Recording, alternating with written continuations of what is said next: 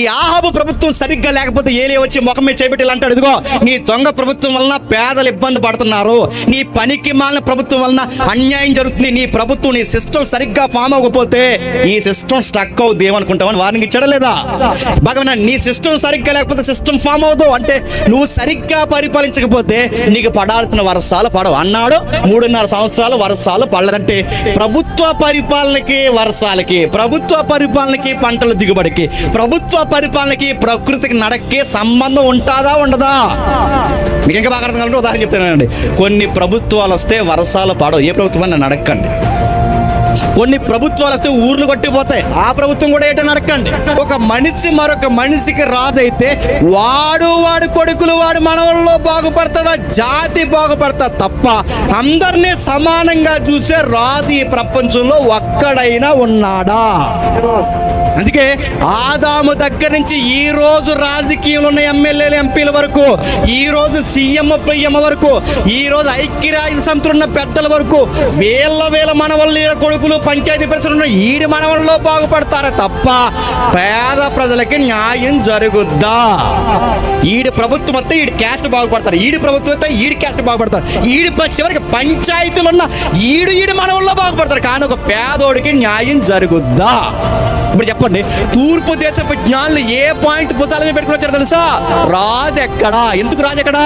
మా దేశంలో రాజులు ఉన్నారు, మా దేశంలో అధిపతులు ఉన్నారు, మా దేశంలో న్యాయాధిపతులు ఉన్నారు, కానీ ఈ పనికి మాలిన రాజులు మాకు మంచి పరిపాలన ఇవ్వడం లేదు. అందుకే ఈ రాజు మాకు కావాలి. ఈ రాజు యూదులకే కాదు, చెప్పండి, మాకు కూడా రాజే. ఈ రాజు కిందకు వస్తే ఎలా ఉంటుంది? కుష్ఠోలు చేతులు కూడా పట్టుకుంటాడు ఈ రాజు, గుర్తుపెట్టుకోండి. ఈ రాజు కిందకు వస్తే ఎలా ఉంటుంది? పేదోడినైనా గొప్పోడినైనా ఒకలాగా చూస్తాడు ఈ రాజు. ఈ రాజు కిందకు వస్తే ఎలా ఉంటుంది? మీరు చేతికి వినండి, అందరినీ సమానంగా చూస్తాడు. స్త్రీ అయినా చెప్పండి, పురుషుడినైనా ఒకలాగా చూస్తాడు. ఈ రాజు కిందకు వస్తే ఎలా చెప్పినా, కానాను ఊర్లో వివాహం ఆగిపోతుందంటే ఆ వివాహం గౌరవాన్ని నిలబెట్టడానికి ఆ ఇంటి పరువు బిజాల మీద వేసుకున్నాడు. అది రాజు. అన్నం లేదా, ఇబ్బందులా, సమస్యలా, తీరని గొడవలా, ఏదైనా నీకు ఎలాంటి సమస్య ఉన్నాయని ఒక మాట ఇచ్చాడు, ఒక షరతు అన్నాడు, మొదట నా రాజ్యాన్ని నీతిని ఎతకండి, మీకు కావలసినవన్నీ చెప్పండి నేను ఇస్తాను, నా యొద్దకు రండి. ఇప్పుడు చెప్పండి, ఈ రాజు దగ్గరికి రండి అంటే ఇప్పుడున్న పరిపాలన మంచి పరిపాలన, ఏ పరిపాలన మంచి పరిపాలన ఇవ్వదు. మాట ఇచ్చి మాట మీద నిలబడతారండి వాళ్ళు. ఇంటి ప్రభుత్వాలు మారిన సెంటు నేల కోసం ఏడ్చే వాళ్ళు ఉన్నారు, ఆధార్ కార్డులు పేర్లు మార్గ ఏడ్చే వాళ్ళు ఉన్నారు, చివరికి గూడు లేక ఏడ్చాడు, కూడు లేక ఏడ్చాడు, రేషన్ కార్డు లేక ఏడ్చాడు నడుతున్నారు. మరి వచ్చిన అందరూ ఏం చేస్తారు? ఇలా వాగ్దానాలు ఇచ్చాడు. ఆ దిక్కుమాలిన వాగ్దానాల్లో ఒక వాగ్దానం ఏంటి చెప్పనా? మీకు తలడుకుని మళ్ళీ చెప్తాను, సీరియస్గా వినండి. దిక్కుమాలిన వాగ్దానాల్లో ఒక వాగ్దానం ఏంటి చెప్పనా? వీళ్ళు వచ్చిన తర్వాత అంటే వాగ్దానాలు, అది వాగ్దానం అంటారు దాన్ని, వాగ్దానాల్లో ఒక వాగ్దానం ఏంటి చెప్పనా? వీళ్ళు వచ్చిన తర్వాత అంటే బ్రాండ్ మారుతారు. బ్రాండ్ అంటే ఏంటండి? బ్రాండే కడుతున్నాను. మరి ఇల్లు లేదా, వాకులు లేదా, చదువులు లేవా, పిల్లలా, హైయర్ ఎడ్యుకేషన్ కావాలా, ఇవి అడిగేవాళ్ళు లేడు. ఏమన్నాడట? మళ్ళీ తెస్తాం బ్రాండ్ అన్నారంట. ఆడొచ్చేమో ఆడు కొంతమంది చెప్పేశాడు, ఈడొచ్చేమో ఈడు కొంతమంది చెప్పేస్తున్నాడు. అడుగుతున్నాను, మనకి ఎవడొచ్చినా ఏమన్నా ఎరగదీస్తారా? వాడి కొడుకులు బాగుపడతారు, వాడి మనవలు బాగుపడతారు, వారి జాతి బాగుపడతారు, కానీ అందరికీ సమానంగా రాయితీలు అందుతాయా? రాజు అంటే చెప్పనా, పగోడినైనా మనోడినైనా సమానంగా చూసేవాడు చెప్పండి రాజు. ఆ రాజేడే ఇప్పుడు జాగ్రత్తగా ఉందండి. ఆయన భుజాల మీద ఏముందో చెప్పనా? ఆదాము మోయలేని రాజ్యభారము, నావోహు మోయలేని రాజ్యభారము, అబ్రహాము, మోసే, న్యాయాధిపతులు, రాజులు మోయలేని రాజ్యభారము, ప్రపంచంలో ఎవడు సరి అయిన పరిపాలన అందించలేని ఈ ప్రపంచ రాజకీయ భారం అంతా భుజాల మీద పెట్టుకున్న పుట్టిన ఒకే ఒక్క రాజు ఎవరు చెప్పండి? నజరుడైన యేసుడు. ఎందుకు పుట్టాడు? ఈ ప్రపంచాన్ని బాగు చేయడానికి పుట్టాడంటే ఈ ప్రపంచంలో ఒక మనిషి మరొక మనిషిని పరిపాలించలేడు. నువ్వు మానవుడు పరిపాలన కిందకి వెళ్ళకండ్రా, బానిసలు అయిపోతారని చెప్పు సమూయేలని చెప్తే ఈ ప్రసంగం అంతా ప్రజలకు చెప్పాడు సమూయేలు. మొత్తం ప్రసంగం విన్న తర్వాత ప్రజలు అన్నారు, మాకు మమ్మల్ని తినేసేవాడే కావాలన్నారు.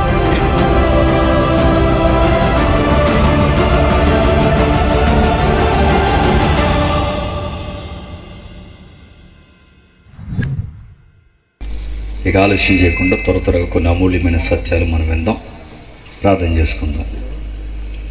ప్రేమగల తండ్రి, కృపగల దేవ,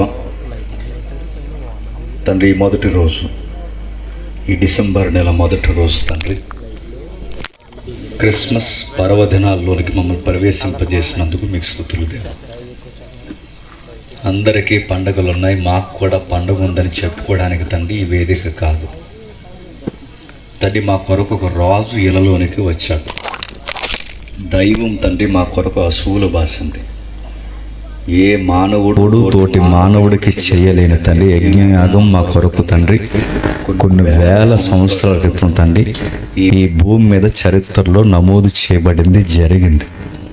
ఆ సంగతులను జ్ఞాపకం చేసుకోవడానికి తండ్రి పురాతనమైన ఆ సంగతులను మేము కదుపుతున్నాం. ఒక్కసారి మాతో ఉండండి, మా అందరితో మీరు మాట్లాడండి. ఈ ప్రయాస కష్టము తండ్రి హడావుడిగా వచ్చి హడావుడిగా వెళ్ళిపోవడానికి కాదు, కానీ సర్వోన్నతుడైన దేవుని మాట వినబడుతుందని ప్రతి ఒక్కరు గౌరవించి ఆ ఉన్నత స్థలముల్లో మీకు మహిమ రావడానికి, మా హృదయాల్లో తండ్రి క్రిస్మస్ వెలుగులు నింపబడడానికి ఈ వాక్యాన్ని తండ్రి సంధిస్తారని ఎదురు చూస్తున్నాం. అందరినీ తండ్రి నిమ్మలపరచండి. ప్రతి ఒక్కరితో ముఖాముఖిగా మీరు మాట్లాడండి. నిలబడండి. నేను తండ్రి వారికి అర్థమయ్యే రీతిలో మాట్లాడడానికి తండ్రి నన్ను వాడుకుంటారని కోరుతూ మమ్ములను, మీ బిడ్డలను అందరినీ మీ చేతులుగా అప్పగించుకుంటూ క్రీస్తునామని ప్రార్థన సమర్పిస్తున్నాము తండ్రి. ఆమేన్. త్వరగా కొన్ని విలువైన సంగతులు విందాం. మత్తయి సువార్త 2వ అధ్యాయం. మత్తయి సువార్త 2వ అధ్యాయం సుమారు మొదటి 5 వచనాలు చదువుకుందాం. మత్తయి సువార్త 2వ అధ్యాయం సుమారు మొదటి 5 వచనాలు చదువుతాం. ఎవరైనా చదువుతారా? మత్తయి సువార్త 2వ అధ్యాయం మొదటి 5 వచనాలు ఎవరైనా చదవండి దయచేసి, ఎదుగు మీద. కానీ రాజైన ఏ రోజు దినములయందు యోదయ దేశపు బెత్లెహేములోని యేసు పుట్టిన పిమ్మట ఇదిగో తూర్పు దేశపు జ్ఞానులు యెరూషలేమునకు వచ్చి, యూదుల రాజుగా పుట్టినవాడు ఎక్కడున్నాడు? తూర్పు దిక్కున మేము ఆయన నక్షత్రము చూసి ఆయనను పూజింపవచ్చితమని చెప్పిరి. హేరోదు రాజు ఈ సంగతి విన్నప్పుడు అతడును అతడుతో కూడున్న యెరూషలేము వారందరూ కలవరపడిరి. కాబట్టి రాజు ప్రధాన యాజకులను, ప్రజల్లో నుండి శాస్త్రులను అందరినీ సమకూర్చి క్రీస్తు ఎక్కడ పుట్టినని వారిని అడిగాను. అందుకు వారు, యోదయ బెత్లెహేములోనే.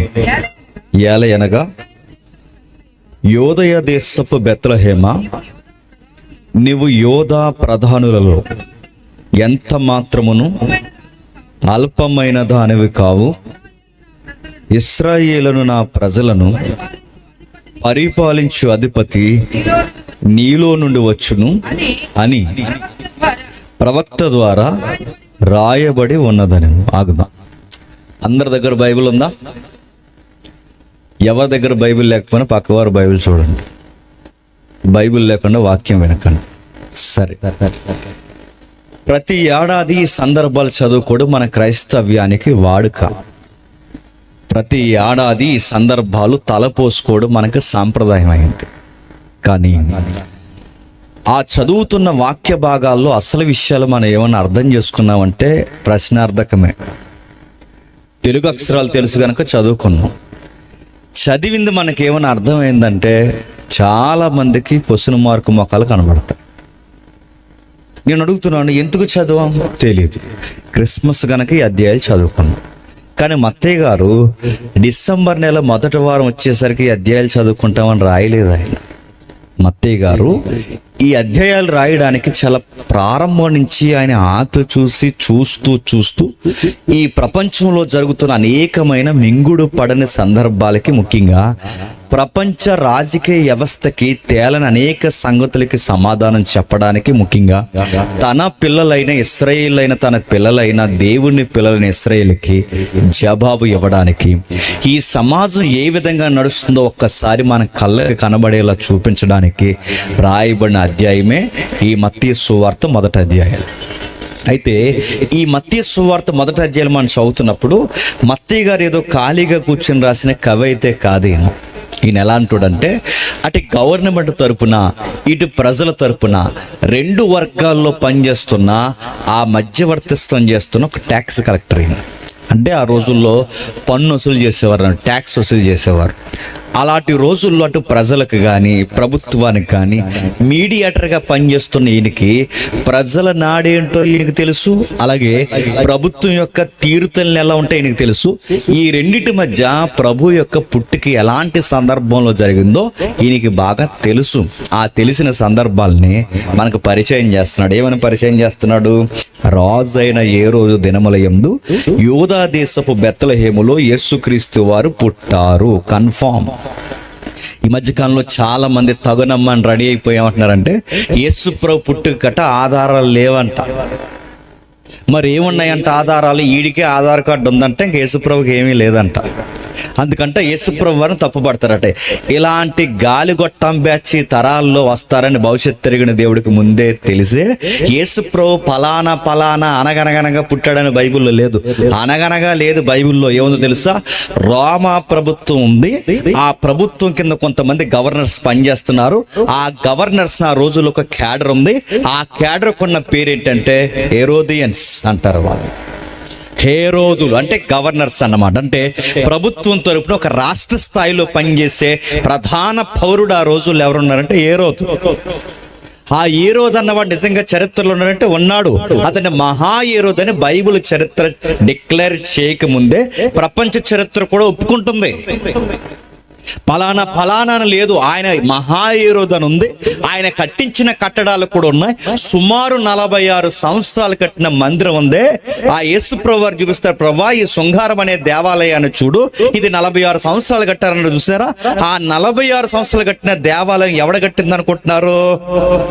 మహా హేరోదు కట్టింది. అది సొలొమోను మందిరం పడిపోతే, క్షమించండి, సొలొమోను మందిరం బాబిలోనియన్స్, మెడో పెర్షియన్స్ అంటే మాదీయ పారసికులు, అంతకుముందు బాబిలోనియన్స్, ఆ తర్వాత గ్రీకులు, రోమన్స్ దండయాత్రలో పడిపోతే ఆ పడిపోయిన సొలొమోను పునాదుల మీద 46 సంవత్సరాల మందిరాన్ని కట్టించిన ఆ రోజుల్లో ఉన్న గవర్నర్ ఎవరంటే హేరోదు. ఇవన్నీ నేను ఎందుకు చెప్తున్నానంటే ఇది చరిత్ర, ఇది జరిగింది. దీనికి ఎవిడెన్స్ ఉందంటే ఇదిగో ఆయన కట్టించిన కట్టడాల జాగ్రఫికల్ ఎవిడెన్స్ ఉంది. ఆయన రాసిన శాసనాల ఎవిడెన్స్ ఉంది. నిజంగా ఏ రోజు పుట్టంటే ఏ రోజు పుట్టాడు, పరిపాలించాడు. ఆడి క్రూరమైన పరిపాలన ఎంత ఘోరంగా ఉంటుందో చరిత్ర చెప్పకనే చెప్తుంది. అలాంటి టైంలో అతను రాజుగా పిలువబడ్డాడు. అదేంటి? యూదుల రాజు హేరోదు ఎలా అవుతాడు? అసలు హేరోదియన్స్ అంటే ఎవరంటే మీరు ఇంటికి వెళ్ళిన చదవండి, చరిత్ర ఒప్పుకుంటే మీకు యాసావు యాకోబు అన్న బైబిల్ ఉంటారు తెలుసుగా. మీకు తెలిసినట్టు చూడండి. యాసావు యాకోబు అని ఉంటారంటే ఇస్సాక్ గారికి పుట్టారుగా ట్విన్స్. ఆ అబ్రహాం గారు అబ్బాయి ఇస్సాక్ గారికి పుట్టిన 2 కొడుకులు కవల పిల్లలు, యాకోబు యాసావు. ఆ యాసాకు పుట్టిన కొడుకులే ఎదోమీలు. ఆ ఎదోమీ నుంచి వచ్చిన వారే హేరోది. అంటే ఈ హేరోదు అన్నవాడు పక్కా పుట్టాడు. అతని జాతి ఉంది, అతని జాతి మూలం ఆ యాసావు సంతతి వారు. ఇంకా మీకు అర్థం కావాలంటే మన పెద్దమ్మల కథలు చెప్తారు. ఏమైనా కథలు చెప్తారు? పిల్లలు అన్నం తినకపోయినా, నిద్రపోకపోయినా, ఆ మాట వినకపోయినా కథ చెప్తారు. ఏమనంటే అనగనగా ఒక రాజు, ఆ రాజుకి 7 కొడుకులు.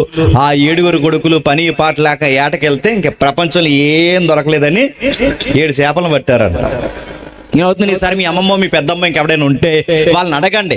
అనగనగానే ఒక దేశం అంటున్నావే పెద్దమ్మ, ఏ దేశానికి రాజు అని అడగండి. మీ పెద్దమ్మ దగ్గరకి బాగా వినండి, మీ పెద్దమ్మకి దేశం పేరు ఉండదు. ఏ దేశానికి రాజు, రాజు పేరేంటని అడగండి, దేశం పేరేంటని అడగండి. అయినా రాజు కొడుకులు ఏ జింకలను కొట్టడానికి, పులులను కొట్టడానికి వెళ్ళాలి కానీ చేపలు కొట్టడానికి వెళ్ళడం ఏంటి అని అడగండి.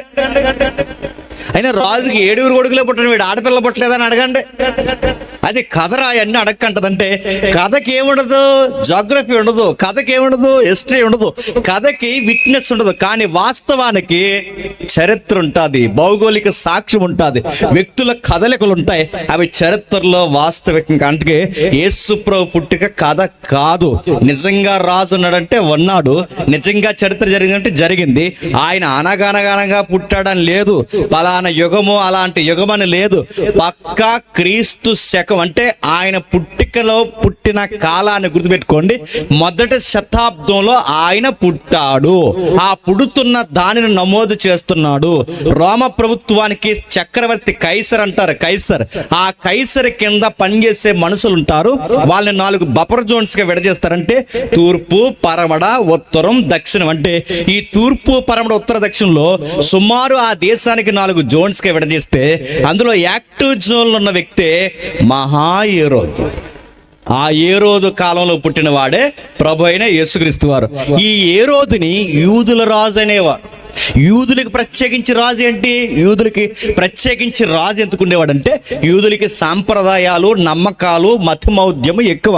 ఆ మత సంబంధమైన సాంప్రదాయాలు ఎక్కువ గనక వాళ్ళకి మోసే ధర్మశాస్త్రం కానీ, పాత నిబంధన కానీ, ఆచార కర్మకాండలు కానీ ఇవన్నీ పట్టుకెళ్ళి గవర్నమెంట్కి చెప్తే ఈ తగాదాలన్నీ గవర్నమెంట్కి ఎక్కదు. ఎందుకంటే వీళ్ళ సాంప్రదాయాలన్నీ గవర్నమెంట్కి అర్థం కాదు గనక.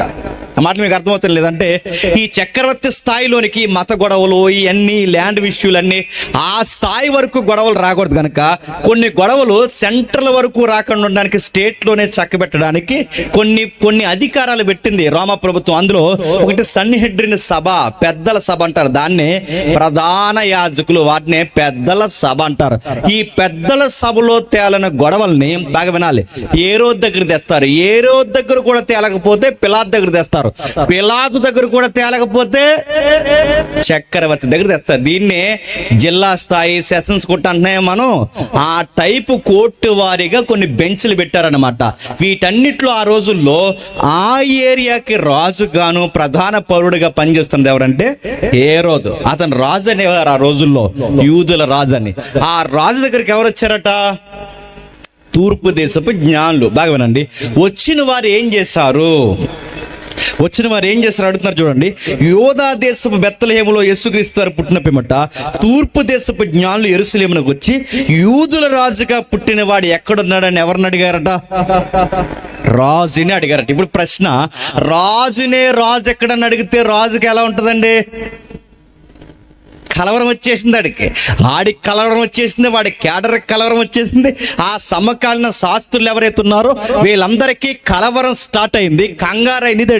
నేను రాజు ఉండగా మళ్ళీ రాజు అంటున్నాడంటే అపోజిషన్ గవర్నమెంట్ ఏమైనా స్టార్ట్ అవుతుందా? లేదా నా యాములోనే, నా యెరూషలేములోనే, నా యోధా ప్రాంతంలోనే కొత్త గవర్నమెంట్ ఏదన్నా ఫామ్ అవుతే నువ్వేం చేస్తున్నావయ్యా? అక్కడ నీ పరిపాలన నువ్వు కళ్ళు మూసుకుపోయి ఏడ్చావని సెంటర్లో ఉన్న కైసరుని అడిగితే నేను ఏం చెప్పుకోవాలని కంగారు వచ్చేసింది వీడికి.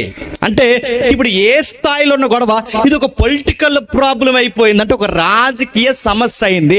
రాజు అంటున్నారు ఏంటనే వివరముగా ఆయన గురించి తెలుసుకున్నప్పుడు వాళ్ళు కొంచెం అడ్రస్ చెప్పారు. ఏమన్నారంటే ఖగోళంలో ఒక మార్పు జరిగింది, స్పేస్ లో కదలికలు మారాయి. ఈ ఖగోళంలో జరిగిన మార్పులు ఏవైతున్నావో తమ్ముడు సైలెంట్గా ఉండి, ఖగోళంలో జరిగిన మార్పులు ఏవైతున్నావో ఈ మార్పుల గురించి మాట్లాడుకోవడం మొదలు పెట్టారు. అయ్యా చాలా నక్షత్రాలు ఉన్నాయి, ఆ నక్షత్రాల్లో ఒక విచిత్రమైన నక్షత్రం ఉద్భవించింది, ఆ నక్షత్రాల మీద మాకు గ్రిప్ ఉంది.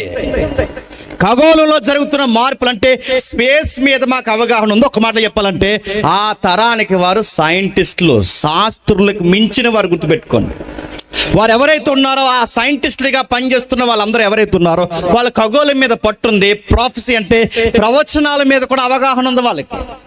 నక్షత్రం పుట్టింది, మార్పు జరుగుతుంది, నక్షత్రం పుట్టింది, మార్పు జరుగుతుంది.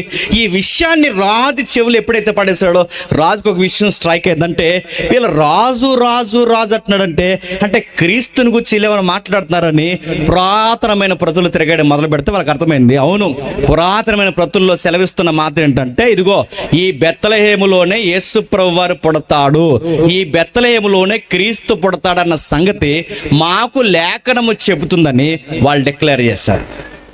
వాడు ఎప్పుడైతే డిక్లేర్ చేసి కంగారు వచ్చిందంటే ఇప్పుడు దేవుడే దీనుడుగా మన దేశంలో పుడుతున్నాడన్న స్పష్టత వాడికి అర్థం కాలేదు. కానీ కొత్త గవర్నమెంట్ ఒకటి రాబోతున్నాడని భయం వేసి ఏం చేశాడు?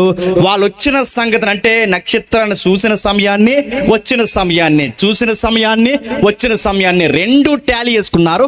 ఆ రెండు టాలీ చేసుకున్న తర్వాత వాళ్ళకి తేలింది ఏంటంటే సుమారు 2 సంవత్సరాలు పట్టిందని వాడికి అర్థమైంది.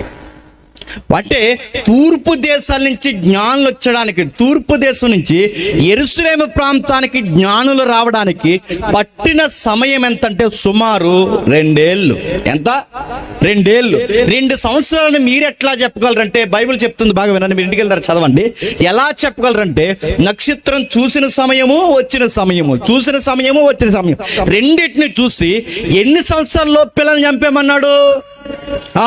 2 సంవత్సరాల్లో పిల్లల్ని చంపేమన్నాడంటే 2 సంవత్సరాల లోపనే పిల్లలకే ఎంతగా సంఖ్య పెట్టాడంటే వాళ్ళు చూసిన సమయానికి వచ్చిన సమయానికి పట్టిన సమయం ఎంత? 2 ఏళ్ళు. అందుకే 2 ఏళ్ళ పిల్లల్ని చంపేమని. బాగానండి, 2 ఏళ్ళు ప్రయాణం చేస్తారంటే ఎంత దూరపు ప్రాంతం నుంచి వచ్చారు? తూర్పు ప్రాంతాలంటే ఇదిగో మన దగ్గర నీ తూర్పు ప్రాంతం ఉంది, మన బంగాళాఖాతం దగ్గర వరకు, ఈ బంగాళాఖాతం దగ్గర వరకు నీ జంబో ద్వీపం అని పిలవబడుతున్న ఈ భారతదేశం వరకు తూర్పు భూభాగమే అంటారు. అంటే సుమారు ఈ పరిసర ప్రాంతాల నుంచి ఆఫ్ఘనిస్తాన్, పాకిస్తాన్, ఇంకా మోహన్జాదోర్ ఏదైతే ఉందో ఆ ప్రాంతాలు, ఇంకా పైకి పోతే ఇరాన్, ఇరాక్, ఈ ప్రాంతాలన్నీ తూర్పు ప్రాంతాలు అంటారు. దేనికి తూర్పు ప్రాంతాలంటే బైబిల్లో ఒక సముద్రం ఉంటుంది, మధ్యధరా సముద్రం అని. ఈ మధ్యధరా సముద్రానికి తూర్పునున్న ప్రాంతాన్నే తూర్పు దేశాలు అంటే. మీకు అర్థమైపోయినా అర్థమైనట్టే చూడండి, ముందుకెళ్ళారు కానీ అర్థమవుతాయి. అయితే ఈ మధ్యధరా సముద్రానికి తూర్పు పరమట అంటే తూర్పునున్న, ఈ సముద్రానికి తూర్పునున్న ప్రతి భూభాగాన్ని తూర్పు దేశాలు అంటారు. దానికి పరమడున్న ప్రాంతాన్ని పరమట దేశాలు అంటారు. అంటే వెస్టర్న్ ఈస్ట్, వెస్ట్ ఈస్ట్ అంటే మన ఈస్ట్ కంటే సుమారు ఇక్కడ వరకు, అంటే మధ్యధరా సముద్రం మొదలుకొని ఈ బంగాళాఖాతం మనకు పక్కన కనబడుతుంది, ఈ బంగాళాఖాతం వరకు ఈ ఆరణ్యాలంతటిని తూర్పు భూభాగం అంటారు. అంటే సుమారు ఇక్కడి నుంచి ప్రయాణం చేస్తే, ఆ రోజుల్లో కార్లు లేవు, ఆ రోజుల్లో విమానాలు లేవు, ఆ రోజుల్లో వెళ్ళడానికి వేగవంతమైన వాహనాలు లేవు. వెలిస్తే వీళ్ళ గుంపులుగా బయలుదేరితే నడిచి వెళ్ళాలి, లేదా ఒంటెలు వాడుకోవాలి. ఇలా వాడితే వాళ్ళకి పట్టిన సమయం ఎంత తెలుసా? 2 ఏళ్ళు. ఇప్పుడు బాగునండి, 2 ఏళ్ళు పడితే వీళ్ళు వచ్చి ఏం చేస్తారు? మనం అందరం ఎక్కడ తిరిగామంటే జ్ఞానుల దగ్గర. వాళ్ళు 2 ఏళ్ళు ప్రయాణం చేసి వస్తే ఏం చేశారనగా మనం ఏం చెప్పామంటే బంగారము చెప్పండి, సాంబ్రాణి చెప్పండి, బోలం నడుతుంది. 2 ఏళ్ళు ప్రయాణం చేసి వచ్చి కేవలం బంగారం, సాంబ్రాణి, బోలం ఇవ్వడానికి వచ్చారంటే వినడానికి ఏమన్నా బాగుందా? ఇంకా మీకు రైట్ డిఫెన్స్ అనిపిస్తే ఒక మాట చెప్తాను వినండి. ఇజ్రాయెల్ దేశంలో సాంబ్రాణి దొరకదా? ఇజ్రాయెల్ దేశంలో బంగారం దొరకదా? ఇజ్రాయెల్ దేశంలో బోలం దొరకదా? నడుతున్నాను, అక్కడ బంగారం దొరుకుతుంది మనకన్నా ఈజీగా. గల్ఫ్ పక్కన అంటే గల్ఫ్ దేశాలు ఏవైతున్నావో డెడ్ చీప్ గా బంగారం దొరుకుతుంది. అక్కడ బంగారం దొరకదని వీళ్ళ బంగారం పట్టుకెళ్ళారా, బోలం దొరకదని బోలం పట్టుకెళ్ళారా, సాంబ్రాన్ని దొరకదని సాంబ్రాన్ని పట్టుకెళ్ళారు. అంటే మన ప్రసంగాలన్నీ దేని చుట్టూ తిరిగి అంటే క్రిస్మస్ లో బంగారము, సాంబ్రాణి, బోలం. అసలు విషయం గాలి కుదిలేస్తుంది. అసలు విషయం ఏంటి? రాజును గుచ్చిన ప్రస్తావన. అంటే ఈ రాజు గొడవ ఏంటి అంటే, ఈ రాజు అన్న ఒక్క మాట ఏ రోజు కలవరం తెచ్చింది? ఆ రాజు అన్న మాట ఆ రోజు శాస్త్రులకి కలవరం తెచ్చింది. ఈ రాజు గొడవ ఏంటి? ఈ రాజు అనే సంగతి ఈ రోజు కూడా మనకు అర్థమైతే ఇప్పుడున్న తరంలో ఉన్న ఈ పొలిటికల్ సైన్స్ కూడా కలవరం తెస్తాది.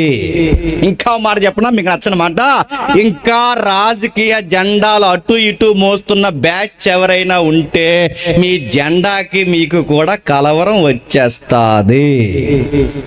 ఏదో అర్థమైంది, అర్థం అవ్వలేనట్టుంది, అర్థమైనట్టుందని నాకు అర్థమైంది, మీకు అర్థం అవ్వలేదని నాకు అర్థమైంది. ఇది అర్థం అవడానికి ఏంటి, దీని సంగతి ఏంటో తేల్చడానికి ఒక్కసారి ఆదికాండం రండి. త్వరగా ఆదికాండము 1వ అధ్యాయం, ఆదికాండం 1వ అధ్యాయం 1వ వచనం. ఆదికాండం 1వ అధ్యాయం 1వ వచనం. ఆదికాండం 1వ అధ్యాయం, ఆదికాండం 1వ అధ్యాయం 26వ వచనం. ఆదికాండం 1వ అధ్యాయం 26వ వచనం.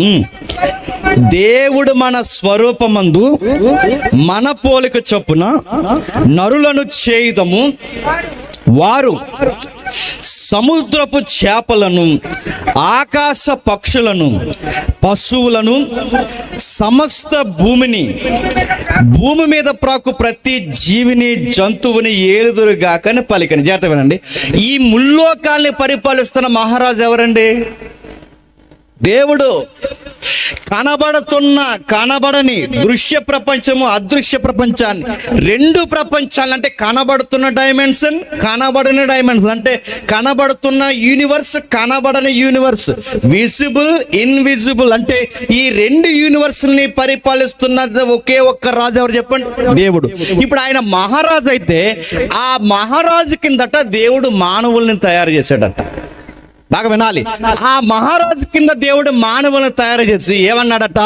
నేను మానవుల్ని మిమ్మల్ని తయారు చేశాను, నేను పరలోకంలో ఇలా ఇదిగో తల కింద చేయబెట్టుకుని నేను ఇలా చూస్తాను, నాకు నచ్చినట్టల్లా మిమ్మల్ని ఆడించుకుంటారా, నా ముందు డ్యాన్స్ చేసి వెళ్ళిపోండి అనలేదంట. మరి ఏం చేశాడట? గుర్తుపెట్టుకోండి. దేవుడు అన్నవాడు పరలోకంలో ఒక ఆలోచన కలిగి భూమి మీద మానవులను పుట్టిస్తే, ఆ మానవులను పుట్టించిన దేవుడు ఈ మనుషుల్ని ఎలా తయారు చేసిన? బానిసలుగా తయారు చేయలేదు. ఈ మనుషుల్ని జంతువుల్లో జంతువులుగా తయారు చేయలేదు. చెట్లలో చెట్లగా, మెట్లలో మెట్లగా తయారు చేయలేదు. ఈ మనుషుల్ని దేవుడు ఎలా తయారు చేశాడంటే తన స్వరూపమందు తయారు చేశాడట. ఎలా? తన స్వరూపం. ఇప్పుడు ప్రశ్న, తన స్వరూపం అంటే చెప్పాలి. తన స్వరూపం అందు చేయడం అంటే ఇప్పుడు అడుగుతున్నాను, నువ్వెవరి స్వరూపం? దేవుని స్వరూపం. నువ్వెవరి స్వరూపం? దేవుని స్వరూపం. నువ్వెవరి స్వరూపం? దేవుని స్వరూపం. నేనెవరి స్వరూపం? దేవుని స్వరూపం. ఇప్పుడు బాగా వినండి. ఇప్పుడు మనం అందరం దేవుని స్వరూపం అయితే, నువ్వు నల్లగొన్నావు, నువ్వు తెల్లగొన్నావు, నువ్వు పొట్టుకున్నావు, నీకు పొట్ట ఉంది, నాకు బట్ట ఉంది, ఇంకొకటి ఇంకోలా ఉన్నా అని అడుగుతున్నాను. ఇన్ని రకాల స్వరూపాలుంటే ఇప్పుడు దేవుడు పొట్టుకుంటాడా, బట్టేసుకుంటాడా, పొట్టేసుకుంటాడా, పొడవుకుంటాడా, నల్లగుంటాడా, తెల్లగుంటాడా? ఇన్ని రకాల మంది, నాకు తెలిసి ఒక 1000 మంది ఉన్నారు ఇక్కడ. ఈ 1000 మంది ఆకారాల్లో దేవుడు ఎలా ఉంటాడు? ఇలా ఎలాగూ ఉండడు. గుర్తుపెట్టుకోండి. నీలా ఉండడు, నాలా ఉండడు, మనలా ఉండడు, ఎలా ఉండడు. మరి దేవుని స్వరూపం అంటే స్వరూపం అనగానే నీలా నాలా ఊహించుకునే స్వరూపం కాదు. బైబుల్ అక్కడ వాడిన పదం ఏంటో తెలుసా? ఇదిగో దేవుని స్వరూపం అన్న దానికి ఎబ్రీ శబ్దం ఏంటంటే రిప్రజెంట్ అన్నాడు. ఏంటట? రిప్రజెంట్ అంటే దాని అర్థం ఏంటి చెప్పిన? ప్రతినిధి. తన గుణగణాలతో నిర్ణయింపబడిన ప్రతినిధి. అంటే దేవుడు మహారాజుగా ఉంటే ఈ విశ్వంలో మనిషిని రిప్రజెంట్ గా పెట్టాడంటే నాకు ప్రతినిధి. ఎలా ప్రతినిధి? ఈ ముల్లోకాల్ని పరిపాలిస్తున్నది నేనైతే ఈ భూలోకాన్ని పరిపాలించవలసిన రిప్రజెంట్ నువ్వే మానవుడా అన్నాడు. మానవుడిని పరిపాలించే స్థాయిలో అంటే కింగ్ లా చేశాడు, మనిషిని రాజులా చేశాడు. ఒక్క మాటలో చెప్పాలంటే మనం రాయల్ పీపుల్ అన్నమాట. దేవునికి రాజరికపు వంశం అంటే రాజులైన యాజక సమూహం అంటామే. ఆ అనాది సంకల్పంలోనే మన రాజరికంగా మనం తయారు చేసినందుకే ఏలాలి అన్నాడు. ఏం ఏలాలి? పక్షుల్ని ఏలాలి. చెప్పండి. జంతువుల్ని ఏలాలి. ఎగురుతున్న ప్రతి పక్షిని ఏలాలి, ప్రతి జీవిని ఏలాలి, సముద్రంలో పైన ప్రతి జీవిని ప్రకృతిని ఏలాలి. ఇప్పుడు ప్రశ్న, ఇద్దరు మనుషులను తయారు చేసి ఇంత యూనివర్సులని ఇన్ని జీవుల్ని ఏలమంటే వాళ్ళిద్దరి వల్ల అవుతాదా? నేను బైబిల్ నేర్చుకున్న కొత్తలో అడిగాను బైబిల్ టీచర్ని, ఇద్దరు మనుషులను తయారు చేసి వీళ్ళందరినీ ఇన్ని జీవుల్ని పరిపాలించమంటే ఎలా పరిపాలించాలి? అసలు పరిపాలించడం అంటే ఏంటని అడిగితే ఆ రోజుల్లో ఆయన అన్నాడు నాతో, పరిపాలించడం అంటే ఏం లేదు, కర్రట్టుకుని తిరగడం అన్నాడు.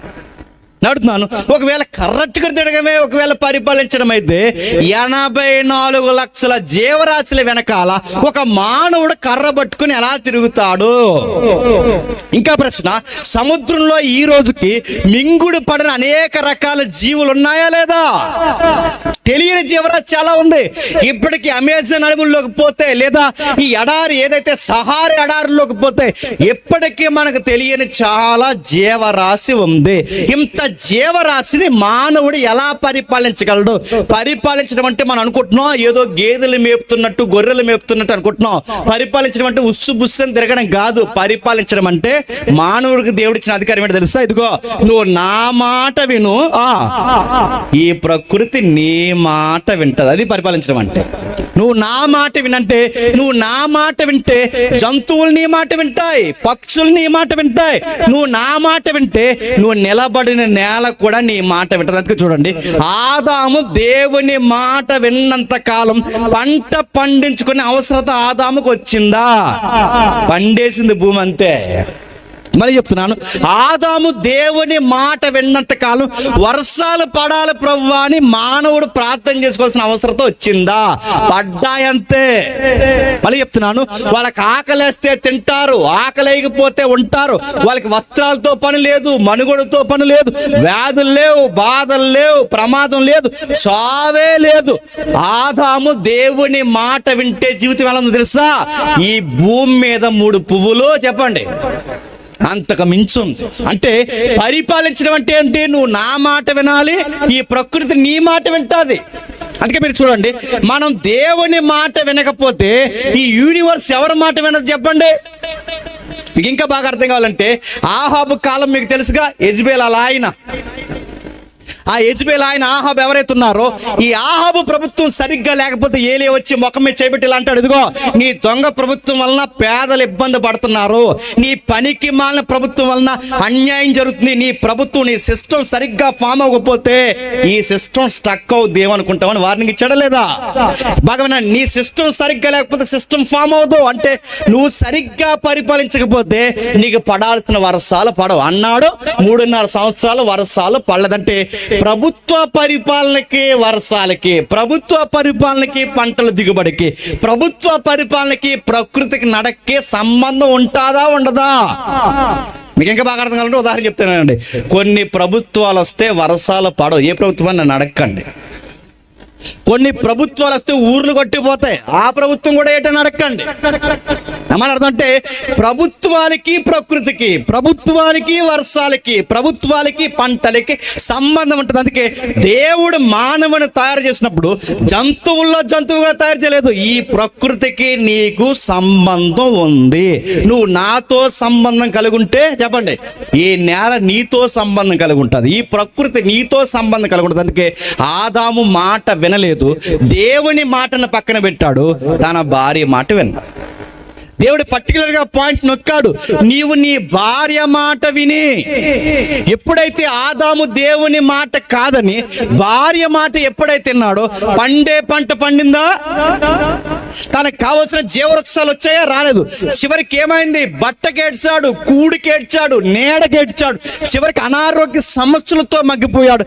చివరికి ఏమయ్యాడు? గుప్పడి మెతుకుల కొరకు పరిగెట్టి పరిగెట్టి పరిగెట్టి పరిగెట్టి మట్టే గనక మట్టి అయిపోయాడు. ఇప్పుడు చెప్పండి, ఆదాము అనంతమైన జీవితంలో బ్రతుకుతూ ఒక రాయల్ ప్రీస్ట్ గా, ఒక రాజైన యాజక సమూహం ఉండాల్సిన ఆదాము ఏమైపోయాడు తెలుసా? మట్టిలో మట్టి అయిపోయాడు. ఏమర్థం అవుతుంది? తన మొదటి రాజరికాన్ని ఆదాము పోగొట్టాడు. ఇంకా మీకు బాగా అర్థం కావాలి అంటే, తన రాజరికపు పరిపాలన ఈ ప్రకృతిలో మానవుడు సరిగ్గా చూపించలేకపోయాడు, అన్ఫిట్ అయిపోయాడు. తన భార్య మాట విన్నాడు, చెయ్యొద్దన్న పని చేశాడు, ఆదాము పడ్డాడు. రెండవది, ఆదాము ద్వారా జరగాల్సిన పరిపాలన ఆదాము చేయకపోతే ఆ తర్వాత దేవుడు మళ్ళీ అదే బ్లెస్సింగ్స్ దేవుడు ఎవరికి ఇచ్చాడు తెలుసా? నోవహుకి ఇచ్చాడు. ఎవరికి ఇచ్చాడు? నోవహుకి. ఇదిగో నీ ద్వారా సమస్త భూమిని, నీ ద్వారా సమస్త జీవరాశిని నీ ద్వారా ఆశ్రయిస్తాను నోవహుకి ఇస్తే, నోవహు ఏం చేశాడు? ద్రాక్షరసం దాగి పడిపోయాడు. ఆదామేమో పండు తిని పడ్డాడు, నోవహు ఏమో ద్రాక్షరసం తాగి పడ్డాడు. ఈ ద్రాక్షరసం తాగి నోవహు పడితే ఆ నగ్న దేహాన్ని ఎవరు చూశారట? కొడుకులు చూశారట. బాగా వినండి, నగ్న దేహాన్ని కొడుకులు చూస్తే నోవహు ఏం చేశాడు? తన సొంత కొడుకుని నోవహే శపించాడు. నేను చాలా దిక్కుని చెప్తాను, లెసన్ మీకు కూడా చెప్తాను, జాగ్రత్తగా వినండి. ఒక మగాడు దేహాన్ని ఒక మగాడు చూస్తే ఆ రోజు ఏమయ్యింది? బాగా వినాలి. మగాడంటే నోవహు, మగాడంటే నోవహు కొడుకులు. ఒక మగాడు దేహాన్ని మగాడే చూస్తే ఆ రోజు తరతరాలు ఏమయ్యాయి? శాపానికి గురయ్యాయి. నేను కొంచెం రాడికల్ వర్డ్స్ ఉపయోగిస్తున్నాను, ఏమనుకోకండి. ఒక మగాడు దేహాన్ని మగాడు చూస్తేనే శాపానికి గురైతే ఈ ఫోర్ని వీడియోలు చూస్తున్న ఈ పనికి మనలు అందరూ ఏమైపోతారండి? ఈ ఫారెన్ సైట్లు చూస్తున్న వాళ్ళందరూ ఏమైపోతారు? ఈ బ్లూ ఫిల్మ్ చూస్తున్న వాళ్ళు ఏమైపోతారు? ఈ వాలుపాసులు చూసి సొంగగాచున్న ఈ బ్యాచ్ అంతా ఏమైపోతారు? నగ్న దేహాలతో ఊరేగుతున్న వాళ్ళందరూ ఏమైపోతారు? పొరుగు దేహాలు చూసి గుర్రపు చెకిలాలు చెకిలిస్తున్న వాళ్ళందరూ ఏమైపోతారు?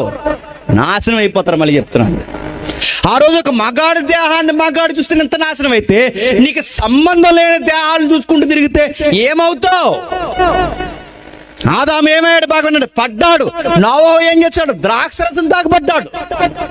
ఆయన రాయల్టీని పోగొట్టాడు. చెప్పండి, ఈయన రాయల్టీని పోగొట్టాడు. తర్వాత మరొక ఆయన దేవుడు ఎంపిక చేసుకున్నాడు. ఆ తర్వాత ఎంపికలో వచ్చిన వ్యక్తే అబ్రహాం. ఎవరు? వినండి, బాగా వినండి. మత్తయి సువార్తలో రాజరికం ఏంటో చూస్తున్నాం, మర్చిపోవద్దు. మరలా ఆ రాజరికంలోకి వచ్చింది ఎవరు? అబ్రహాం. అబ్రహాముకి దేవుడు ఏమన్నాడు తెలుసా? నీ ద్వారా సమస్త వంశములను దీవిస్తాను, నీ ద్వారా ప్రపంచాన్ని ఆశీర్వదిస్తాను, ప్రజలకి నాకు మధ్యవర్తిత్వంగా నీ సంతానాన్ని పెడతానన్నాడు. అబ్రహాం ఏం చేశాడు? వాగ్దాన భూమిలో ఉండవయ్యా అంటే కరువు వచ్చిందని చెప్పి తన అందమైన భార్యను పట్టుకుని ఐగుప్తికి వెళ్ళాడంట. ఐగుప్తికి వెళ్తున్నప్పుడు మరి ఎవడు చెప్పాడు ఏంటో తెలియదు, కానీ ఐగుప్తులో ఆహారం దొరుకుతుందని చెప్పారు, ఐగుప్తులో అధికారం ఉందని చెప్పారు, ఐగుప్తులో అన్నీ ఉన్నాయని చెప్పారు. కానీ ఐగుప్తులో అన్నీ ఉన్నాయి, కానీ ఐగుప్తిలో విలువలు లేవు. ఒకరి పట్ల ఒకరు గౌరవం లేదు, పొరుగోడు సంసారం పట్ల గౌరవం లేదు.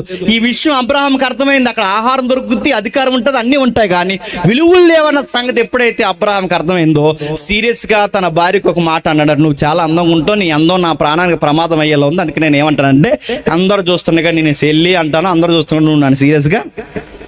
ప్రపంచంలో ఏ భర్త ఎవరికి ఇలాంటి పరీక్ష పెట్టకూడదండి. తన భార్యకి పరీక్ష పెట్టాడు, నేనేమో సెల్లి అంటాను, నువ్వేమో చెప్పండి నన్ను సీరియస్గా అన్నయ్య అంటే ఆవిడ కనీసం ఎదురెత్తే బాగుంది, ఏంటంటే నన్ను అన్నయ్య ఇదంతా సెట్ అవుదంటే బాగుంది. ఆవిడ ఎలాంటిదంటే ఆయన ఏం చెప్పినా చేస్తావు. సరే చేసింది. అన్నయ్య అని సీరియస్గా ఆవిడ పిలిచేస్తుంది, చెల్లి అని సీరియస్గా పిలిచేస్తున్నాడు. ఆడ సింహాసనం కూర్చుని అబ్రహాం గారిని బావగారు అనుకుంటున్నాడు. ఆడు ఎవడు? ఐగుప్తు రాజు. ఆ పిలిచాడు, గిఫ్ట్ల మీద గిఫ్ట్లు ఇచ్చేసాడు. మొత్తం మీద ఈ చెల్లిని ఏదో లాగా తన చెంతకి తెచ్చుకుని పెళ్లి చేసుకుందాం అనుకున్నాడు. రాత్రికి దేవుడు ప్రత్యక్షమై తెల్లారేసరికి శారమ్మను పంపలేదంటే నీ మక్కిల మీద తన్నేస్తున్నాడు దేవుడు. నువ్వు పొరుగుడు సంసారంలో దూరుతున్నారు అబ్బాయి, నీ కుటుంబాన్ని వ్యాధుల చేత నలిపేస్తాను ఏమనుకుంటున్నావు? తెల్లారిసరి పంపి ఆమె ఆల్రెడీ పెళ్ళి అయిన అమ్మాయి, ఆమె మ్యారీడ్ అమ్మాయి, ఏమనుకుంటున్నావు? కనిపిల్లి అనుకుంటున్నా, 60 సంవత్సరాల పిల్లకని చెప్పాడు. అప్పటికి ఆవిడ వయసు ఎంత? 60 ఏళ్ళ శారమ్మ, ఇంక 20 ఏళ్ళ అమ్మాయి అనుకుంటున్నాడు. వాడు తీసుకెళ్ళిపోయాడు. ఆ తీసుకెళ్తే దేవుడు చెప్పాడు తెల్లారిసరికి పంపలేదంటే ఏమనుకున్నాను, కానీ వాడి కంగారు అయిపోయింది. అబ్రహాం పిలిచాడు, పంపించేశాడు. అరే బాబు, మీ చెల్లి కదంట, మీ ఆవిడంట, నాకు ఇలాంటి మాట చెప్పావు, దేవుడు నాకు గట్టి వార్నింగ్ ఇచ్చాడు, అర్జెంటుగా తీసుకెళ్ళిపో అంటే వచ్చేవాడు ఖాళీగా రాకుండా అనవసరమైన ఐగుప్తులు అడుగుపెట్టిన అబ్రహాం గారు వస్తూ ఒక భారభరితమైన శాపం మీద ఎట్టుకుని వచ్చాడు. ఆఖరణ తెచ్చాడు, అనవసరమైన పెట్టుబడులు తెచ్చాడు, ఇంకా ఏం తెచ్చాడు? ఒక భయంకరమైన ప్రవచనం తెచ్చుకున్నాడు. ఆ ప్రవచనం ఏంటో తెలుసా? ఇదే ఐగుప్తిలో నీ పిల్లలు 400 సంవత్సరాలు చెప్పండి బానిసలుగా ఉంటారని ఒక చేదైన ప్రవచనం తెచ్చుకున్నాడు. మీకు అర్థమవుతుందో లేదో, ఆదాము ఒకలా డిస్టర్బెన్స్ అయ్యాడు చెప్పండి, నోవహు మరొకలాగా డిస్టర్బెన్స్ అయ్యాడు. ఇప్పుడు చెప్పండి, అబ్రహాము మరొకలాగా తన రాయల్టీ పోగొట్టాడు. ఇప్పుడు తన గర్భాన్నొచ్చిన ఈ ఇశ్రాయేల్ 400 సంవత్సరాలు ఐగుప్తిలో బానిసలుగా ఉన్నారు. ఉన్నవారిని మళ్ళీ వాళ్ళని ఏమని కోరుకున్నాడు దేవుడు? ఒకసారి మీరు చూడండి, అదే నిర్గమకాండం, ఒకసారి నిర్గమకాండం 19వ అధ్యాయం 6వ వచనం, నిర్గమకాండం 19వ అధ్యాయం 6వ వచనం, నిర్గమకాండం 19వ అధ్యాయం 6వ వచనం. ఎవరైనా చదవండి. నిర్గమకాండం 19వ అధ్యాయం 6వ వచనం. ఎవరైనా చదవండి. సమస్త భూమియు నాదే కదా, మీరు నాకు యాజక రూపకమైన రాజ్యముగాను పరిశుద్ధమైన జనముగాను ఉందురని చెప్పిన. బాగా అర్థమవుతుందో లేదో, ఆ రాయల్టీ అనేది మొదటి నుంచి దేవుడు మానవుల పట్ల చూడాలనుకుంటున్నాడా లేదా? ఆదాము దగ్గర పరిపాలించేవాడిగా ఆదాము ఉండాలనుకున్నాడు, నోహు దగ్గర పరిపాలించేవాడిగా నోహు ఉండాలనుకున్నాడు, అబ్రహాం దగ్గర సమస్త భూమికి ఆశీర్వాదకరంగా రాయల్టీగా ఉండాలనుకున్నాడు. ఇప్పుడు అబ్రహాం పిల్లలు ఇశ్రాయేల్ ద్వారా ఏమనుకుంటున్నాడు? సమస్త భూమి నాదే కదా, మీరు సమస్త భూమికి ఎలా ఉండాలి తెలుసా? రాజ్యము కంటే రాజులైన సమూహంగా ఉండాలని కోరుకుంటున్నాను. ఉన్నారేళ్ళు 40 ఏళ్ళు, బాగా 40 ఏళ్ళు ఈ అరణ్యంలో నడిపిస్తుంటే 430 సంవత్సరాలు ఐగుప్తిలో బానిసలు కొన్న వీళ్ళు బయటికి రావడానికి ఒక నాయకుడిని పుట్టించాడు. ఆ నాయకుడి పేరుని చెప్పండి. మోసే. ఆ నాయకుడు బయటకు వస్తే నాయకుడు ఏం చేశాడు? బండతో మాట్లాడవయ్య అంటే బండను కొట్టాడు. ఆ ఇశ్రాయేలు పరిశుద్ధులు ఎదురు నా పరిశుద్ధతను కాపాడవయ్య అంటే తన పరిశుద్ధతను తగ్గించాడు. మోసే వద్దన్న పని చేశాడు. నాయకత్వంలో సరిగ్గా నిలబడలేకపోయాడు. మోసేని ఇలా రమ్మన్నాడు, ఆ పర్వతం ఎక్కి చూడమన్నాడు, అదే వాగ్దాన భూభాగం అన్నాడు. బాగుందన్నాడు మోసే, నువ్వు వెళ్ళవన్నాడు మోసే. ఏ ప్రభు అంటే నువ్వు ఆజ్ఞ అతిక్రమించావు, ఇశ్రాయేలీలైన నా సంఘం ఎదుట నా పరిశుద్ధతను తగ్గించావు కనుక నువ్వు ఫెయిల్యూర్ అయ్యావు అన్నాడు. నీకు అర్థమవుతుందా? ఆదాము ఒకలా ఫెయిల్ అయ్యాడు, నోవహు ఒకలా ఫెయిల్ అయ్యాడు, అబ్రహాం ఒకలా ఫెయిల్ అయ్యాడు, ఇప్పుడు మోసే మరోలా ఫెయిల్ అయ్యాడు. ఈ ఇశ్రాయేల్ని పరిపాలించిన వాడు తర్వాత ఇశ్రాయేలుకి దేవుడు న్యాయాధిపతుల్ని పంపించాడు. ఎవరు పంపించాడు? న్యాయాధిపతులు. బాగా వినాలి, జాగ్రత్తగా వినండి. ఈ న్యాయాధిపతులు సుమారు 350 సంవత్సరాలు పరిపాలించారు. ఎన్ని సంవత్సరాలు? 350 సంవత్సరాలు. ఈ 350 సంవత్సరాలు సుమారు 24 మంది న్యాయాధిపతులు వస్తే ఒక్క న్యాయాధిపతి తినంగా ఉన్నాడండి. ఒక ఆయనేమో బాగానండి, ఒక పిరుకోడిని న్యాయాధిపతిని చేస్తే ఆయన పోయి బంగారం సొక్కాయి చేయించుకున్నాడు. ఒక ఆయనకి బలమిచ్చి వీరుడు సూర్యుడు ఉండవయ్యా అంటే దెలీలా తొడ మీద నిద్రపోయాడు. ఒక ఆయనేమో ఒకలా రాజ్యాన్ని కట్టుకుని వాళ్ళ పిల్లల న్యాయాధిపతులు ఉండాలని వాళ్ళ పిల్లలకి గవర్నమెంట్ ఉద్యోగం లాగి న్యాయాధిపతి పోస్టింగ్లు ఇచ్చాడు. మీరు అక్కడ చూడండి, ఒక్కరైనా సరిగ్గా ఉన్నారు, బాగున్నారు అనుకునే సమయానికి ఎవరో ఒకరు దేవుణ్ణి ఆయాస పెట్టారు. ఆదాము దగ్గర నుంచి న్యాయాధిపతుల వరకు జరిగింది ఇదే తంతు కార్యక్రమం కొనసాగింది. ఆ చివరిలో మొట్టమొదటి ప్రవక్త, చిట్ట చివరి న్యాయాధిపతిగా పిలువబడిన వ్యక్తే సమూయేలు. ఎవరు? సమూయేలు. జాతికి వినాలి. ఈ సమూయేలు గారు ఉన్నంతకాలం బాగుంది. సమూయేలు గారు వచ్చిన తర్వాత సంఘాలు బాగుపడ్డాయి. సమూయేలు గారు వచ్చిన తర్వాత సంసారాలు బాగుపడ్డాయి. సమూయేలు గారు వచ్చిన తర్వాత సమాజం బాగుపడింది. సమూయేలు ఉన్నంత కాలం బాగానుంది. కానీ సమూయేలు గర్భాన పనికి మాలినోళ్ళు పుట్టారు. పండితి గర్భాన చెప్పండి, పరమ సొంట్లు పుట్టారు. సొంట్లో పుట్టారు. ఎవరు? సమూయేలు కొడుకులు.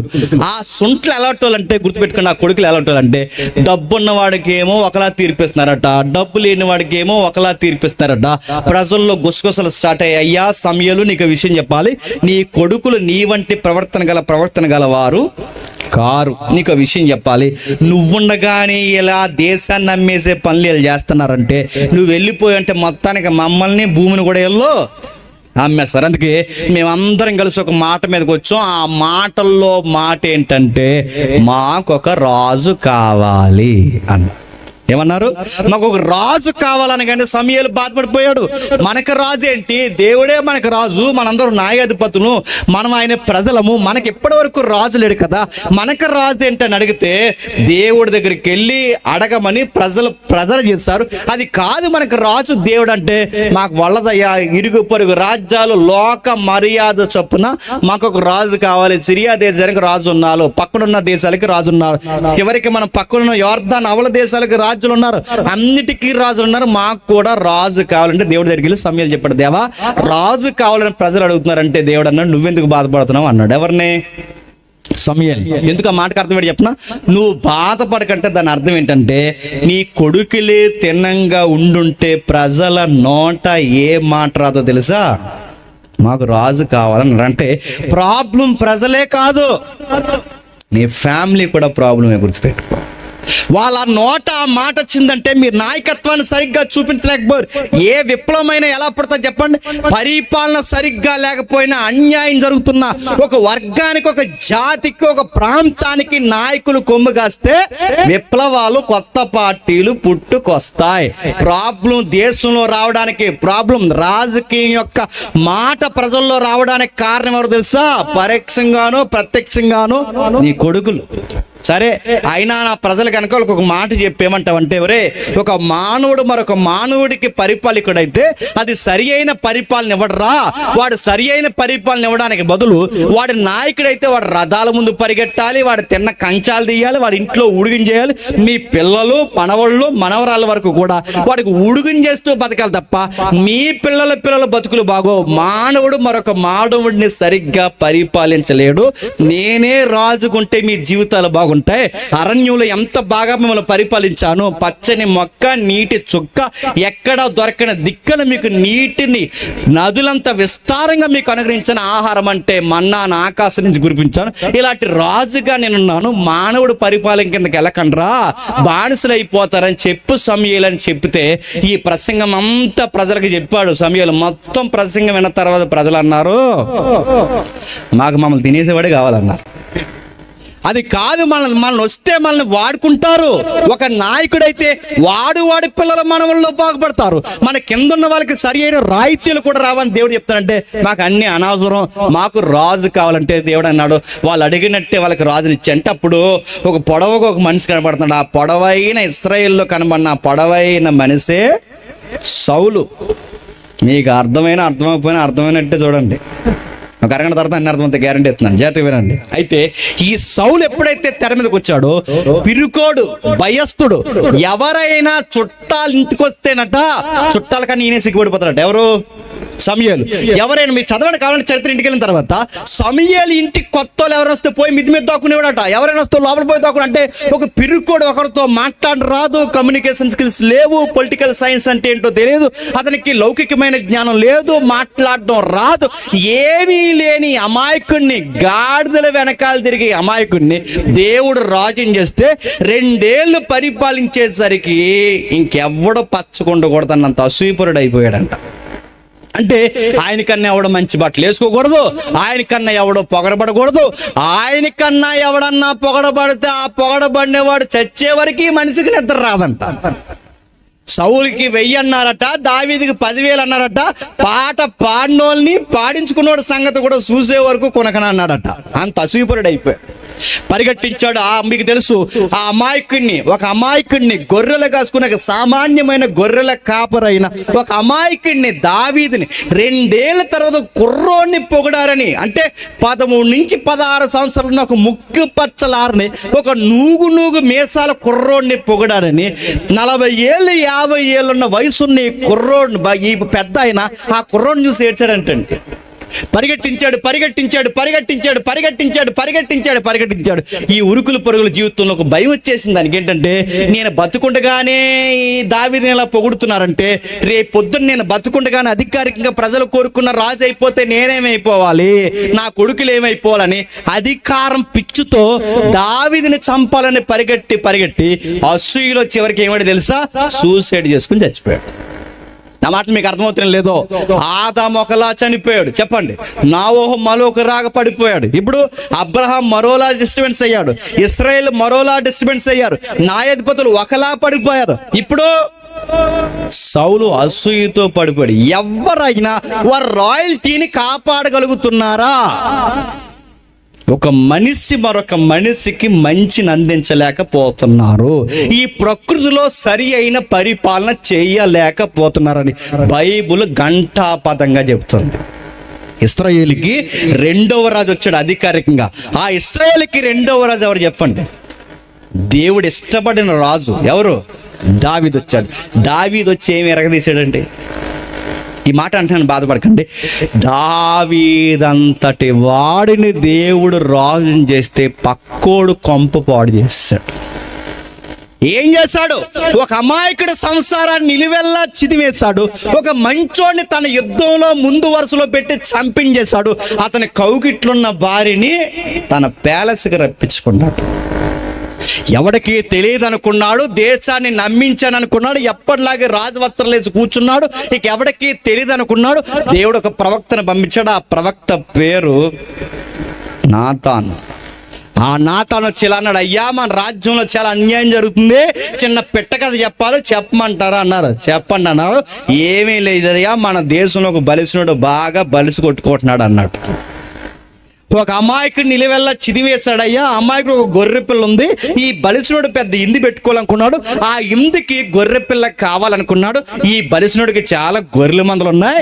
ఆ గొర్రెల మందలో ఏ గొర్రె నచ్చలేదట.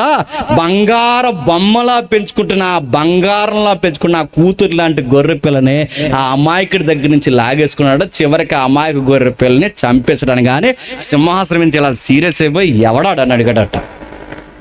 ఆడెవడో నా ఆస్థానంలో ఆడ జరుగుతుందో ఎవడని అడిగితే మామాటం లేకుండా నాతాన ప్రవక్త ముఖం మీద చేయబెట్టేలా అన్నాడట.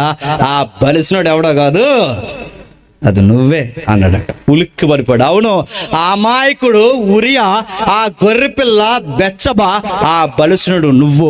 దీనికి తీర్పు ఏమిస్తావంటే తెలియక అంతకు ముందు ఇచ్చిన తీర్పు ఏంటంటే ఆ గొర్రెకి ప్రతిగా 4 గొర్రెలు చచ్చిపోవాలన్నాడు. మీరు తర్వాత దావీదు చరిత్ర మీద చదవండి.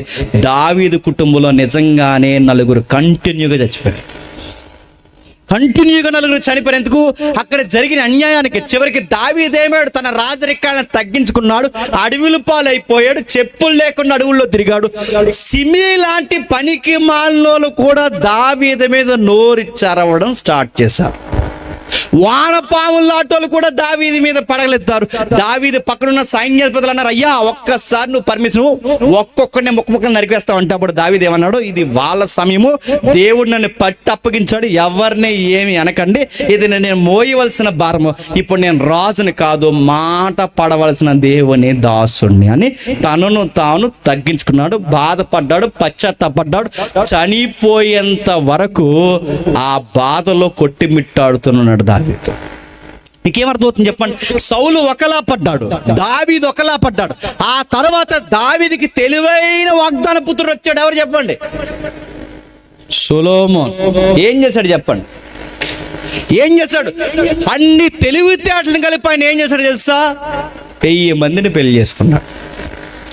అఫీషియల్ 700, అన్అఫీషియల్ చెప్పండి 300. మొత్తమే చేశాడు. రాజరికం పొత్తులు పెట్టాడు, అన్ని పెట్టాడు. సొలొమోను ఎంత ఎత్తుకు ఎదిగాడంటే మీరు గుర్తుపెట్టుకోండి, సొలొమోను మాటలు వినడానికి తూర్పు దేశాల నుంచి జ్ఞానులు వచ్చారట వినడానికి. ఎక్కడో ఆఫ్రికా ఖండం నుంచి శాబా దేశపు రాణి వచ్చిందట. అందరు వచ్చి సొలొమోను ప్యాలెస్లో నిలబడి అన్నారట, మీ ఇంట్లో పనులుగా ఉండిపోయినా బాగున్ను, ఎంత జ్ఞానం చెబుతున్నావు, మా సింహాసనం వదిలేసి మీ ఇంట్లో వంట వార్పు చేసి నువ్వు తిన్న కంచాలు ఎత్తి ఇంతకన్నా ధన్యత మాకు లేదన్నారు. అంత ఎత్తుకు ఎదిగిపోయాడు. ఎవరు? సొలొమోన్. అంటే సామంతులు, స్థితిగతి కలిగిన వారు అందరూ సొలొమోను పొగడారు. కానీ విషయం ఏంటి చెప్పిన, సొలొమోను మాటలు అందరూ వినేవారు. సొలొమోను మాటలు రాజులు, జ్ఞానులు, అధిపతులు అందరూ వినేవారు. కానీ చివరికి రోజులు ఎలా మారిపోయాయంటే సొలొమోను మాటలు వినే రోజులు పోయాయి, సొలొమోనే భార్యలు మాటలు వినే రోజులు వచ్చేసాయి. సొలొమోను మాటలు వినే రోజులు పోయాయి, భార్యల మాట వినే రోజు వచ్చాయి. చివరికి వీళ్ళు ఏం చేశారు? పూర్తిగా విగ్రహారాధకుడిగా మార్చేశారు. ఎవరిని? సొలొమోను కూడా డిస్టర్బెన్స్ అయిపోయింది. జాగ్రత్తగా వినాలి, మర్చిపోకండి. ఆ తర్వాత దేశం ఏమేమో తెలుసు. రెహబాము చెప్పండి. యరాబాము అంటే పనికి మాలినోడు, ఒకడు కూలోడు, ఒకడు కొడుకు. వీళ్ళిద్దరూ కలిసి దేశాన్ని 2 ముక్కలు చేశారు. వీళ్ళిద్దరు కలిసి దేశాన్ని 2 ముక్కలు చేస్తే ఒకటి ఉత్తర భూభాగం అయిపోయింది, 2 దక్షిణ భూభాగం అయిపోయింది. ఉత్తర భూభాగంలో 10 గోత్రాలు ఉండిపోయాయి, దక్షిణ భూభాగంలో 2 గోత్రాలు ఉండిపోయాయి. దేశం 2 ముక్కలు అయిపోయింది. ఉత్తర భూభాగానికి ఒక 21 మంది రాజులు, దక్షిణ భూభాగానికి ఒక 20 మంది రాజులు లేదా 21 మంది రాజులు. సుమారు అటు ఇటుగా కలుపుకుంటే 42 మంది రాజులు 2 జాతుల్ని పరిపాలించి దేశాన్ని ఏం చేశారు తెలుసా? పూర్తిగా విగ్రహారాధన దేశంగా మార్చేస్తారు. మీకేమర్థమవుతుంది చెప్పండి? ఆదాము రాయల్టీ చూపించలేకపోయాడు, నోవహు చూపించలేకపోయాడు, అబ్రాహాము చూపించలేకపోయాడు, మోసే చూపించలేకపోయాడు, న్యాయాధిపతులు, రాజులు, ఇప్పుడు దేశంలో విడిపోయిన 42 మంది రాజులు, వీళ్ళందరూ ఇంత బాధ పెడుతున్నప్పుడు ప్రవక్తలు ఉలిక్కబడ్డారు ఒక్కసారిగా. వాళ్ళకు కొన్ని ప్రవచనాలు గుర్తొచ్చాయి. అయ్యా దేవా, అబ్రాహాముకు మాట ఇచ్చో ప్రపంచాన్ని ఆశీర్వదిస్తానని, ఆశీర్వాదానికి కారకులైన నీ ప్రజలేంటి ఇలా తగలడిపోతున్నారు? దావీదుకి మాట ఇచ్చావు, నీ సింహాసనం మీద ఎప్పుడు ఒక పరిపాలకుడు ఉంటాడని. ఈ 2 మా మనసులను తలిచేస్తున్నాయి. నీ ప్రజల పట్ల నీ ప్రణాళిక ఏంటి? ఈ ప్రజల్ని ఎలా కాపాడబోతున్నావు? ఆ విశ్వంలో ఉన్న నీవు, ఈ ముల్లోకాన్ని పరిపాలిస్తున్న నీవు, ఇదిగో ఈ ప్రపంచాన్ని ఆశ్రయిస్తున్న ఆదాము దగ్గర నుంచి నీ ప్రణాళికలు ఉన్నాయే. అబ్రాహాము సంతానం ద్వారా ఆశీర్వదిస్తారన్నావే, దావీదు సింహాసనం ద్వారా ఆశీర్వదిస్తారన్నావే. ఎట్లా ఆశీర్వదిస్తున్నావయ్యా మాకు అర్థం కావట్లేదు. ఈ పనికి మాలిన కుంపటి రాజకీయాలు, ఈ ఉమ్మడి రాజకీయాలు ఈ దేశాన్ని ఇలా పాడు చేస్తున్నప్పుడు, ఈ ప్రపంచం బాగుపడాలంటే నాయకత్వం కావాలి, రాజు కావాలి. ఎలా వస్తున్నాడయ్యా రాజు మాకు అర్థం కావట్లేదు అన్నప్పుడు సరిగ్గా టైంలో పరిశుద్ధాత్మ ప్రేరణతో ప్రవక్త నోట దేవుడు ప్రవచనాలు చెప్పడం ప్రారంభించాడు. ఏం చెప్తున్నాడు ఒక్కసారి యెషయా గ్రంథం మొదటి అధ్యాయం మొదటి వచనం రండి ఒకసారి. యెషయా గ్రంథం ముగిద్దాం త్వరగా. యెషయా గ్రంథం మొదటి అధ్యాయం మొదటి వచనం. యెషయా గ్రంథం మొదటి అధ్యాయం మొదటి వచనం. ఉజ్జియా, యోతాము, హామాజు, ఉజ్జియా, యోతాము, ఆహాజు, హిజ్కియా అని యోధా రాజుల దినములలో యోధాను గూర్చి, యెరూషలేమును గూర్చి ఆమాజు కుమారుడగు యెషయాకి కలిగిన దర్శనం. బాగా వినండి. యెషయా గ్రంథం ఒక పట్టాన్ని ఎందుకు అర్థం కాదు చెప్పనా? బాగా వినాలి. యెషయా గ్రంథం ఒక పట్టాన్ని అర్థం కాకపోవడానికి కారణం ఆ సమకాలీన పొలిటికల్ సైన్స్ తెలియకపోతే అర్థం కాదు. పొలిటికల్ సైన్స్ అంటే ఆ సమకాలీన రాజకీయం తెలియకపోతే అర్థం కాదు. యెషయా బాగా వినండి. యెషయా ప్రవక్తలలో చాలా పేరు ప్రవక్త. అంటే ఆయనకి ఆ రోజుల్లో రాజకీయం, రాయల్ లాంగ్వేజ్ అంటే బాగా తెలిసిన ప్రవక్త ఎవరైనా ఉన్నారంటే చెప్పండి, యెషయా. అంటే ఆయన రాజుల కుటుంబం నుంచి వచ్చిన వాడని చరిత్ర చెప్తుంది. ఆయనకి రాజకీయాల గురించి తెలుసు, పొలిటికల్ సైన్స్ అంటే ఏంటో తెలుసు. అందుకే ఆయన రాస్తున్న ఆ అధ్యాయాల కూర్పు పట్టాన్ని అర్థం కాదు. పైగా యెషయా గ్రంథాన్ని ఏమన్నా తెలుసా? దాన్ని మినీ బైబిల్ అన్నారంటే 66 పుస్తకాలు బైబిల్ అయితే యెషయా గ్రంథం కూడా ఎన్ని అధ్యాయాలు? ఇది చిన్న సైజు బైబిల్ అంటారు. అంటే మొత్తం చరిత్ర, జరిగిన చరిత్ర, జరుగుతున్న చరిత్ర, జరగబోయే చరిత్ర, ఇంత సైన్స్ తెచ్చి యెషయా గ్రంథంలో పొయిటిక్ గా కావ్య భావ పద్య భాగంలో రాశాడు గనకే ఓ పట్టాన్న యెషయా గ్రంథం అర్థం కాదు. అందుకే ఆయన ఇంట్రడక్షన్ లో ఏమంటాడు చెప్పండి? రాజులను జ్ఞాపకం చేస్తున్నాడు. ఉజ్జియా వెళ్ళిపోయాడట, యోతాము వెళ్ళిపోయాడట, ఆహాజు వెళ్ళిపోతున్నాడట, హిజ్కియా వెళ్ళిపోతున్నాడట. ఈ యూదుల రాజుల దినములలో ఆయనకి దర్శనం. అంటే రాజకీయం ఇజ్రాయేల్ యోధా దేశంలో ఈటెక్కిపోతున్న సమయంలో ఆ రాజకీయానికి చెంప మీద చెల్లు అనిపించడానికి ప్రవచనాలు యెషయా దగ్గరికి వచ్చాయంట. అంటే ఏం చెప్పాలనుకుంటాడు యెషయా? ఏదో చెప్తున్నాడు చూడండి. యెహోవా మాట్లాడుచున్నాడు, ఆకాశం ఆలకించుము, భూమి చెవియొగ్గుము. నేను పిల్లలను పెంచి గొప్పవారినిగా చేసితిని, వారు నా మీదకి తిరగబడి ఉన్నారు. ఎద్దు తన కామాందుని ఎరుగును, గాడిద సొంత వాణ్ణి దొడ్డి తెలుసుకొనును. ఇశ్రాయేలుకి తెలివి లేదు, నా జనులు యోచింపరు. ఏమంటారు చెప్పండి? ఏమంటాడు చెప్పండి? గాడిదకున్న ఇంకిత జ్ఞానము, ఎద్దుకున్న ఇంకిత జ్ఞానము, గాడిదకి ఎద్దుకున్న ఇంకిత జ్ఞానం నా పిల్లకి లేదు. అంటే దాని అర్థం ఏంటి? గాడిదకి యజమానుడు ఉన్నాడని గాడిదకి తెలుసు, ఎద్దుకి యజమానుడు ఉన్నాడని ఎద్దుకి తెలుసు. కానీ నేను వీళ్ళకి యజమాని అన్న సంగతి చెప్పండి నా పిల్లలకు తెలియట్లేదు. వీళ్ళ యజమానులు ఏమనుకుంటున్నారంటే ఇరుగు పొరుగు వాళ్ళు, పక్కింటి వాళ్ళు, మనలో మనకి అధికారులు అనుకుంటున్నారంటే ఉజ్జియా, యోధా ఎవరైతే ఉన్నారో, యోతాము, ఆహాజు, వీళ్ళే మనకి యజమానులు అనుకుంటున్నారు తప్ప ఈ రాజు దిగిపోతూ ఇంకో రాజు వస్తాడని ఎదురు చూస్తున్నారు తప్ప అసలు వీళ్ళకి రాజుని నేనే అన్న సంగతి నా బిడ్డలకి అర్థం కావట్లేదు. ఎద్దుకు అర్థమైంది యజమానుడు ఉన్నాడని, గాడిదకి అర్థమైంది యజమానుడు ఉన్నాడని, కానీ నా పిల్లలకి యజమానుడు నేనే అన్న సంగతి తెలియక ఈ రాజకీయ జెండాలు మోసుకుంటూ తిరుగుతున్నారు. నేను అప్పటికే చెప్పాను, వీళ్ళకి మొట్టమొదటి రాజు ఎక్కుతున్నప్పుడే చెప్పాను, రే ఓ పట్టాన్న ఎవడో మీకు మంచి పరిపాలన ఇవ్వడరా, నా మాట వినండ్రా అని వీళ్ళకి చెబితే వీళ్ళ బుర్రలకు ఎక్కలేదు. ఈ రోజు 2 మొక్కలు అయ్యారు. వీళ్ళ ఉత్తరానికి పోయారు, దక్షిణానికి పోయారు. ఎప్పటికన్నా మాట వినండ్రా.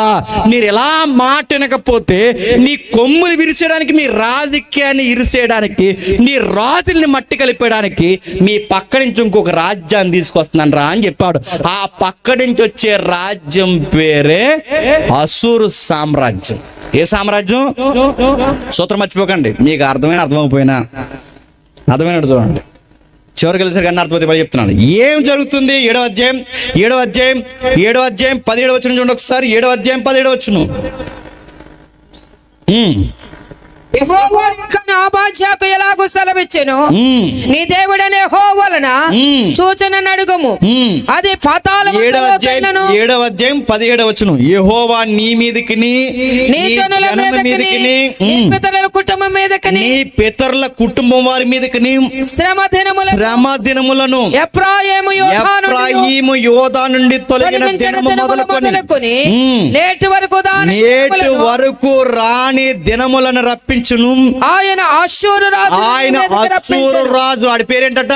అశ్షూరు సామ్రాజ్యం. మళ్ళీ వినండి, అశ్షూరు సామ్రాజ్యం అంటే ఈ ప్రపంచంలో ఉన్న అతిపెద్ద భయంకరమైన సామ్రాజ్యాల్లో ఒక సామ్రాజ్యమే అశ్షూరు సామ్రాజ్యం. జాలి, దయ, కనికరం, ఆడ మగ చిన్న పిల్ల వృద్ధులు ఏం తేడా ఉండదు. అడ్డొస్తే ఎవరినైనా బతుకుండగానే చర్మం ఒలిసి లోపల అవయవాలు పీకేసి చంపి పడేసే నరమేధం కలిగిన వారే అశ్షూరు సామ్రాజ్యం. మీకు డౌట్ ఉంటే ఆ గూగుల్ని అడగండి, అశ్షూరు వార్స్ అని అడగండి, బొమ్మలతో సహా మీకు గూగుల్ చూపిస్తుంది.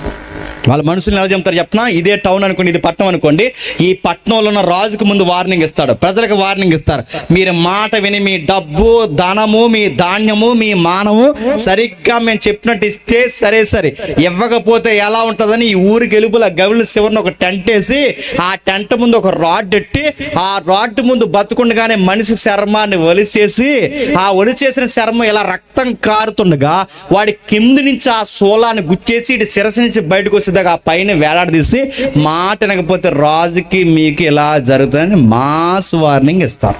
రెండు వార్నింగ్ అని చెప్తున్నా, గర్భిణీ స్త్రీలు ఎవరైతే ఉన్నారో వాళ్ళ మానాల్లో కత్తులు పెట్టి కింద నుంచి పైకి తీరి ఆ బిడ్డను బయటికి లాగి బండకేసి కొట్టి మీ నెక్స్ట్ జనరేషన్ ఇలా చంపి పడేస్తామంటారు. అంటే వాళ్ళకి జాలి ఉండదు, దయ ఉండదు. ఇలాంటి వారు ఇప్పుడు ఎవరి మీదకి వస్తున్నారు? యోధా మీదకి వస్తున్నారు, ఇజ్రాయెల్ మీదకి వస్తున్నారు. ఇప్పుడు ఇజ్రాయెల్ కంగారు వచ్చింది. ఎలాంటి కంగారు వచ్చిందంటే 7వ అధ్యాయం మొదలు వచ్చింది చూడండి. యోధా రాజు అయిన ఉజ్జియా మనవడును యాతాము కుమారుడైన ఆమోజు. నేను చదువుతాను. యోధా రాజు అయిన ఉజ్జియా మనవడును యాతాము కుమారుడైన ఆహాజు దినముల్లో సిరియా రాజైన రెజీనును ఇశ్రాయేల్ రాజైన రెమల్యా కుమారుడైన పెకాహును యుద్ధము చేయవలన యెరూషలేము మీదకి వచ్చారు గాని అది వారి వలన కాకపోయినప్పుడు సిరియానీలు ఎఫ్రాయిమీలు తోడు చేసుకురని దావీదు వంశస్థులకు తెలియబడగా గాలికి అడవి చెట్లు కదిలినట్లు వారి హృదయాలను వారి జనుల హృదయాలను కదిలిను. ఏమర్థమైంది? ఏం అర్థం లేదని అర్థమైంది. ఏముంది అక్కడ? ఒక పొలిటికల్ సైన్స్ ఉంది, అంటే ఒక రాజకీయం ఉంది. ఏముంది? 3 దేశాలను, ఒకటి సిరియా, ఇజ్రాయెల్, యోధా. ఏంటి? సిరియా, ఇజ్రాయెల్, యోధా. ఈ సిరియా, ఇజ్రాయెల్, యోధా 3 దేశాలు ఉన్నాయి. 3 దేశాలకి 3 రాజులు ఉన్నారు. ఆ 3 రాజుల పేర్లంటే సిరియా దేశానికి రెజీన్ రాజు, ఇజ్రాయెల్ దేశానికి పెకాహు రాజు, యోధా దేశానికి రాజు ఆహాజు రాజు. 3 దేశాలు 3 రాజులు. ఎందుకు ఇవన్నీ మాకు చెప్తున్నారు? తూర్పు దేశపు జ్ఞానులు ఎందుకు వచ్చారో మనకి తెలియాలి. మర్చిపోద్ది, వీటన్నిటికీ లింక్ ఉంది. అయితే ఈ 3 దేశాలకి 3 రాజులు ఉన్నారు. ఈ 3 దేశాలకి ఇప్పుడు భయం పట్టుకుంది. ఏం భయం పట్టుకుంది? ఈ 3 దేశాలని మింగేసేవాడు పైనుంచి వస్తాడు. ఎవడాడు? అశ్షూరు. ఇప్పుడు ఆడు వచ్చాడంటే ఏం చేస్తాడంటే సిరియాని మింగేస్తాడు, యోధాని మింగేస్తాడు, ఇజ్రాయెల్ని మింగేస్తాడు. ఈ 3 దేశాలు ఆడికి జాలి దయ లేదు, వాడిని ఎవరు ఎదిరించలేరు. ఈ టైంలో వీళ్ళు ఏం చేశారంటే మనం 3 కలిసి ఆడిని ఎదిరిద్దామన్నారు. ఎవరిని? ఆడిని. సిరియా ఇజ్రాయెల్ ఒకటైపోయింది. ఇప్పుడు ఎవరిని కలవమన్నారంటే యోధా దేశాన్ని కలవమన్నారు. యోధా రాజు ఆహాజ్ ఏమన్నాడంటే నేను కలవనన్నాడు. ఒరే మనకి మన గొడవలు ఉంటే తర్వాత చూసుకుందాం, ముందు అడొచ్చాడంటే మన 3 బతకనివాడు, మాతో చేయగలపరా అంటే నేను కలవనంటే వీళ్ళిద్దరూ ఆలోచించుకున్నారు. ఎవరు? సిరియా, ఇజ్రాయెల్ కలిపి ఆలోచించుకుని ఈడేటి మన మాట అంటున్నాడు, ఇప్పుడు ఆడికన్నా ఈడి తలపోటు ఎక్కువ అయిపోయింది మనకి, ముందు ఈయన లేపబడేదో అన్నారు. ఎవరిని? ఆహాజును లేపి యూదులు మన వైపు తిప్పుకుని అప్పుడు మనం 3 కలిసి వాడి మీద ఫైట్కి వెళ్దామని. ఇప్పుడు యోధా దేశం మీదకి 3 ప్రమాదాలు వస్తున్నాయి. ఒకటి ఇజ్రాయెల్ దేశం నుంచి ప్రమాదమే, చెప్పండి. 2 సిరియా నుంచి ప్రమాదమే. 3 చెప్పండి, అశ్షూరు నుంచి ప్రమాదం. ఈ 3 ప్రమాదాలు యోధా మీదకి వస్తున్నాయని గాలికి అడవి చెట్లు కదిలినట్టు యోధా ప్రజల హృదయాలు ఏమైనాయంట?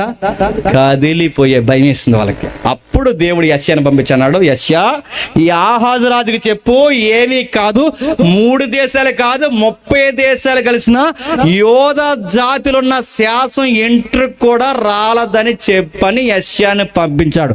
ఆ పంపించి రాస్తున్న అధ్యాయమే చెప్పండి యెషయా గ్రంథం 7వ అధ్యాయం. అంటే ఇప్పుడు ఇంత ధైర్యం చెప్తున్నాడు ఎవరికి?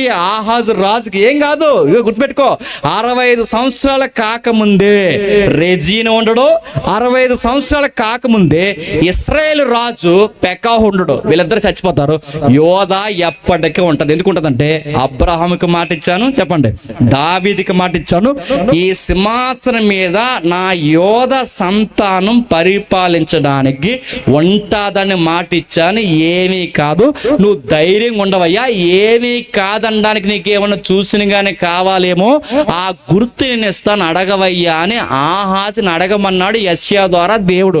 అప్పుడు ఆహాజ్ ఏమన్నాడు ఒకసారి మీరు చూడండి, ముగిద్దాం. అదే 7వ అధ్యాయం 10వ వచనం. యెహోవా ఇంకను ఆహాజుకి ఎలాగో సెలవిచ్చెను, నీ దేవుడైన యెహోవా వలన ఒక సూచన అడుగుము, అది పాతాళమంత లోతైనను సరే, ఊర్ధ్వలోకమంత ఎత్తైన సరే, ఏదో గుర్తడుగు. నీ దేశానికి, నీ సింహాసనానికి, దావీదు సింహాసనానికి ఏమీ కాదనడానికి ఏదన్నా గుర్తడుగా. గుర్తు పరలోకమంత ఎత్తైన గుర్తైనా పర్లేదు, పాతాళమంత లోతైన గుర్తైనా పర్లేదు, ఎంత గుర్తైనా నీకు ఇస్తాను. నీకు ఏ గుర్తు కావాలో చెప్పు, నిన్ను ధైర్యపరచడానికి గుర్తు చూపిస్తాను అడగవయ్యా అంటే పెద్ద మనిషి ఏమన్నాడు ఒకసారి మీరు కింద చదవండి. అప్పుడు ఆహాజు నేను అడగను యెహోవాను శోధింపవలెనని చెప్పాడు. ఏమన్నాడు? నేను అడగను యెహోవాను శోధింపును. ముగిస్తున్న జాతమేనండి. నేను అడగను యెహోవాను శోధింపును అంటే దాని అర్థం ఏంటి? పెద్ద బతుపరులాగా దేవుని శోధింపునని కాదు. ఈ పెద్ద మనిషి ఎందుకు అడగనట్టాడంటే, ఆహాజ్ అంటే ఒక నీచమైన రాజు. ఎందుకు అడగనట్టాడంటే ఇతనికి దేవుడిని సంప్రదించడం ఇష్టము లేదు. మరి ఎవరిని సంప్రదిస్తున్నాడు? అప్పటికే నీటి కాలంలో కట్టించుకున్నాడు యుద్ధం జరిగే సమయానికి. రెండోది ఏంటో తెలుసా? ఐగుప్తితో పొత్తెట్టుకున్నాడు. మీరు ఇంటికి వెళ్ళిన తర్వాత దినవృత్తాంత గ్రంథం చదవండి, మొత్తం చరిత్ర మీకు అర్థం అవుతుంది. అంటే ఐగుప్తి సహాయం తీసుకున్నాడు గనక దేవాలయంలో ఉన్న బంగారు పాత్రని పెట్టుబడికి ఎవరికిస్తున్నాడు? ఐగుప్తి రాజుకి ఇచ్చి, నాకు ఐగుప్తి ఉంది, నాకు ధైర్యం అనుకుంటానంటే ఇజ్రాయెల్ దేశం వెళ్ళేమో సిరియాతో పొత్తెట్టుకుంది, యూదా దేశం వెళ్ళి ఐగుప్తితో పొత్తెట్టుకుంది. అందుకు ఈ పెద్ద మనిషి ఏమంటాడు? పెద్ద భక్తుల్లో పైకి ఏమంటున్నాడంటే, నేను అడగను యెహోవాను శోధింపను. ఏం అడగమన్నాడు దేవుడు?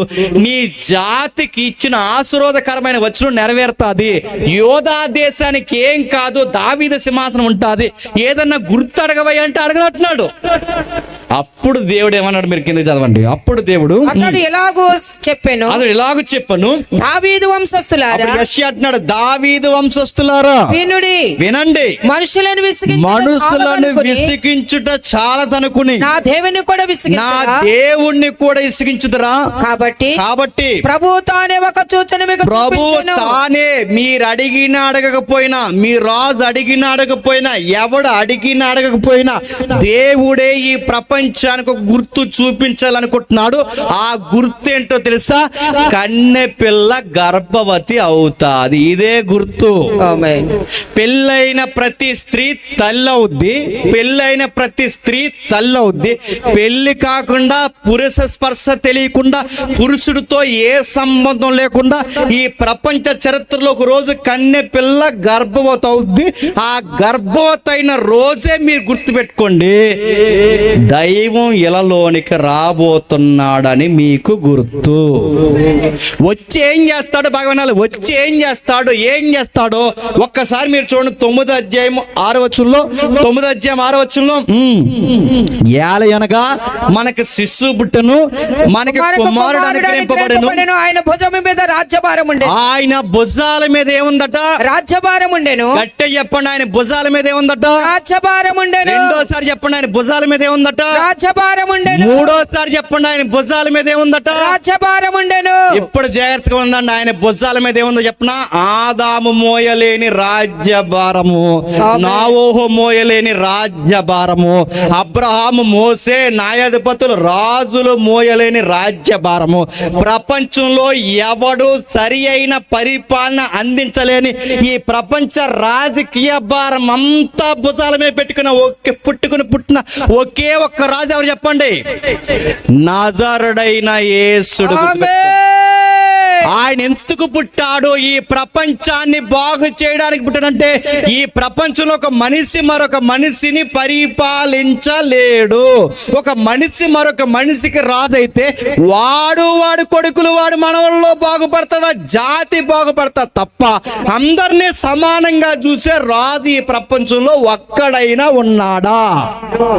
అందుకే ఆదాము దగ్గర నుంచి ఈ రోజు రాజకీయంలో ఉన్న ఎమ్మెల్యేలు, ఎంపీల వరకు, ఈ రోజు సీఎం, పిఎం వరకు, ఈ రోజు ఐక్యరాజ్య సమితిలో ఉన్న పెద్దల వరకు వీళ్ళ మనవళ్ళు, కొడుకులు, పంచాయతీ పరిస్థితులు ఉన్న ఈడి మనవల్లో బాగుపడతారే తప్ప పేద ప్రజలకి న్యాయం జరుగుద్దా?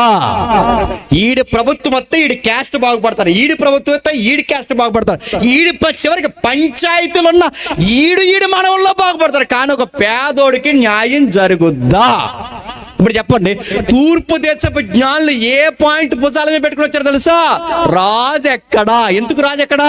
మా దేశంలో రాజులు ఉన్నారు, మా దేశంలో అధిపతులు ఉన్నారు, మా దేశంలో న్యాయాధిపతులు ఉన్నారు, కానీ ఈ పనికి మాలిన రాజులు మాకు మంచి పరిపాలన ఇవ్వడం లేదు. అందుకే ఈ రాజు మాకు కావాలి. ఈ రాజు యూదులకే కాదు, చెప్పండి, మాకు కూడా రాజే. ఈ రాజు కిందకు వస్తే ఎలా ఉంటది? కుష్ఠోలు చేతులు కూడా పట్టుకుంటాడు ఈ రాజు, గుర్తుపెట్టుకో. ఈ రాజు కిందకు వస్తే ఎలా ఉంటది? పేదోడినైనా గొప్పోడినైనా ఒకలాగా చూస్తాడు ఈ రాజు. ఈ రాజు కిందకు వస్తే ఎలా ఉంటది? మీరు జాగ్రత్తగా వినండి. అందరినీ సమానంగా చూస్తాడు. స్త్రీ అయినా, చెప్పండి, పురుషుడినైనా ఒకలాగా చూస్తాడు. ఈ రాజు కిందకు వస్తే ఎలా చెప్పినా, కానాను ఊర్లో వివాహం ఆగిపోతుందంటే ఆ వివాహం గౌరవాన్ని నిలబెట్టడానికి ఆ ఇంటి పరువు బిజాల మీద వేసుకున్నాడు. అది రాజు. మీకు ఇంకా చెప్పనా, పేదూరులో ఒక ఊర్లో ఒక విధవరాండ్ల కొడుకు చనిపోతే ఊరందరూ పాడెనకాల నడిచారు, కానీ ఆ తల్లి దగ్గరికి పోయి తన బాధను అర్థం చేసుకుని, అమ్మా నీ బాధను నేను తీరుస్తానని చచ్చిపోయిన కొడుకును కూడా బ్రతికించిన ఒకే ఒక్క రాజు, ఆయన పేరు నజరుడైన యేసు. ఇప్పుడు చెప్పండి, ఈ రాజు దగ్గరికి వస్తే ఏం జరుగుతుంది చెప్పనా? ఈ రాజు దగ్గరికి వస్తే ఏం జరుగుతుంది చెప్పనా? అన్నం లేదా, ఇబ్బందుల, సమస్యల, తీరని గొడవల, ఏదైనా నీకు ఎలాంటి సమస్య ఉన్నాయని ఒక మాట ఇచ్చాడు, ఒక షరతు అన్నాడు. మొదట నా రాజ్యాన్ని, నీతిని ఎతకండి, మీకు కావలసినవన్నీ చెప్పండి నేను ఇస్తాను. నా యొద్దకు రండి. ఇప్పుడు చెప్పండి, ఈ రాజు దగ్గరికి రండి. అంటే ఇప్పుడున్న పరిపాలన మంచి పరిపాలన, ఏ పరిపాలన మంచి పరిపాలన ఇవ్వదు. మాట ఇచ్చి మాట మీద నిలబడతారండి వీళ్ళు. ఇంటి ప్రభుత్వాలు మారిన సెంటి నేల కోసం ఏడ్చే వాళ్ళు ఉన్నారు, ఆధార్ కార్డులు పేర్లు మార్కి ఏడ్చే వాళ్ళు ఉన్నారు, చివరికి గూడు లేక ఏడ్చారు, కూడు లేక ఏడ్చారు, రేషన్ కార్డు లేక ఏడ్చారు నడుతున్నారు. మరి వచ్చిన అందరూ ఏం చేస్తారు? వీళ్ళ వాగ్దానాలు ఇచ్చాడు. ఆ దిక్కుమాలిన వాగ్దానాల్లో ఒక వాగ్దానం ఏంటి చెప్పనా? మీకు తలడుకొని మళ్ళీ నేను చెప్తాను, సీరియస్గా వినండి. దిక్కుమాలిన వాగ్దానాల్లో ఒక వాగ్దానం ఏంటి చెప్పనా? వీళ్ళు వచ్చిన తర్వాత అంటే వాగ్దానాలు, అది వాగ్దానం అంటారు దాన్ని, వాగ్దానాల్లో ఒక వాగ్దానం ఏంటి చెప్పనా? వీళ్ళు వచ్చిన తర్వాత అంటే బ్రాండ్ మారుతారు. బ్రాండ్ అంటే ఏంటండి? బ్రాండే అడుగుతున్నాను. మరి ఇల్లు లేదా, వాకులు లేదా, చదువులు లేవా, పిల్లలా, హైయర్ ఎడ్యుకేషన్ కావాలా, ఇవి అడిగేవాళ్ళు లేడు. ఏమన్నాడట? మళ్ళీ తెస్తాం బ్రాండ్ అన్నారంట. ఆడొచ్చేమో ఆడు కొంతమందిని చంపేశాడు, ఈడొచ్చేమో ఈడు కొంతమంది చెప్పేస్తున్నాడు. అడుగుతున్నాను, మనకి ఎవడొచ్చినా ఏమన్నా ఇరగదీస్తారా? వాడు కొడుకులు బాగుపడతారు, వాడు మనవలు బాగుపడతారు, వారి జాతి బాగుపడుతుంది, కానీ అందరికీ సమానంగా రాయితీలు అందుతాయా? రాజు అంటే చెప్పనా? పగోడినైనా మనోడినైనా సమానంగా చూసేవాడు చెప్పండి రాజు. ఆ రాజు ఏడే? నేను మళ్ళీ అడుగుతున్నా చెప్పండి. మన ఏదైతే తూర్పు భాగం మన కోనసీమ పరిసరం ఇదంతా నల్లరేగడ అంటారు. దీన్ని నల్లరేగడ. మనకి నల్లరేగడ, ఎర్రరేగడ. నల్లరేగడ, ఎర్రరేగడ అంటే మంచి పంటలకి సాగు చేయడానికి మంచి నేల. ఇంత నేలలో ఇంత అనుకూలమైన భూభాగాలున్నా తగిన పంటలకి దిగుబడి మనకు వస్తుందా? ఎందుకు రావట్లేదు? ఈ ప్రతిపాడు పరిసర ప్రాంతాలు పోతే ఎంత బాస్కెట్ దొరుకుతుంది, ఈ బంగాళాన్ని పోతే ఎంత గ్యాస్ దొరుకుతుంది, ఈ సముద్రం గ్యాస్ అంతా ఏమవుతుంది, ఈ బాస్కెట్ అంతా ఏమవుతుంది, ఈ నేల స్థానం అంతా ఏమవుతుంది? మన నాయకులు దొంగ నాయకులు. మళ్ళీ చెప్తున్నాను, ఎవరైనా మీరు ఏదన్నా అనుకోండి, మళ్ళీ చెప్తున్నాను, రాజకీయం అంటే మనకి వైసీపీ లేదు, టీడీపీ లేదు, జనసేన లేదు, అక్కడ కేసీఆర్ కాదు, రేవంత్ రెడ్డి కాదు, బీజేపీ కాదు, కాంగ్రెస్ కాదు, వీళ్ళెవ్వరు వచ్చినా మాకు ఏమీ చెయ్యరు. మాకు ఒకే ఒక్క రాజున్నాడు, ఆయన పేరు నజరేయుడైన యేసు. గుర్తుపెట్టు. ఈ నమ్మిన వాళ్ళు అంటారు చెప్పిన ఎమ్మెల్యే దగ్గరికి వెళ్ళరు, ఈ నమ్మిన వాళ్ళు అంటారు చెప్పిన ఎంపీ దగ్గరికి వెళ్ళరు, ఈ నమ్మిన దగ్గరికి సీఎం పిఎం ముఖం చూడరు. ఈ నమ్మిన వారికి బాధ వచ్చినా ఇబ్బంది వచ్చినా ఈయన నమ్మిన వారు ఎవరు ముఖం చూస్తారు చెప్పిన? ఆయన ముఖం చూస్తారు, ఆయనకి చెప్పుకుంటారు. ఆయనకి చెప్పు, ఖచ్చితంగా ఆయన నెరవేరుస్తాడు. ఏలైనా మాట ఇచ్చి మాట తప్పుతారేమో కానీ ఆయన నమ్మదగిన దేవుడు. ఆయన మాట నువ్వు వింటే నేను చెప్తున్నాను, నీ పిల్లల భవిష్యత్తు మారుతాడు, నీ పిల్లల భవిష్యత్తు మారుతాడు. అందుకే తూర్పు దేశపు జ్ఞానులు ఏం వెతుక్కుంటూ వచ్చారు? బంగారం ఇవ్వడానికి కాదు చెప్పండి, సాంబ్రాణి బోలం ఇవ్వడానికి కాదు. వాళ్ళు వచ్చిన ప్రధానమైన అవసరం ఏంటి చెప్పండి? మాకు ఈ రాజు పరిపాలన కావాలి. ఇప్పుడు చెప్పండి, ఈ రాజు పరిపాలన నీకు కూడా కావాలంటే బాప్తిజం తీసుకో. ఈ రాజు పరిపాలన నీకు కూడా కావాలంటే ఆయన రాజ్యంలోకి రా. ఈ రాజు పరిపాలన నీకు కావాలంటే ఆయన రాజుగా నీ జీవితంలో పెట్టుకో. ఆయనకి నచ్చిన పనులన్నీ చేయి, నీ జీవితాన్ని అద్భుతంగా మార్చేస్తాడు ఆయన.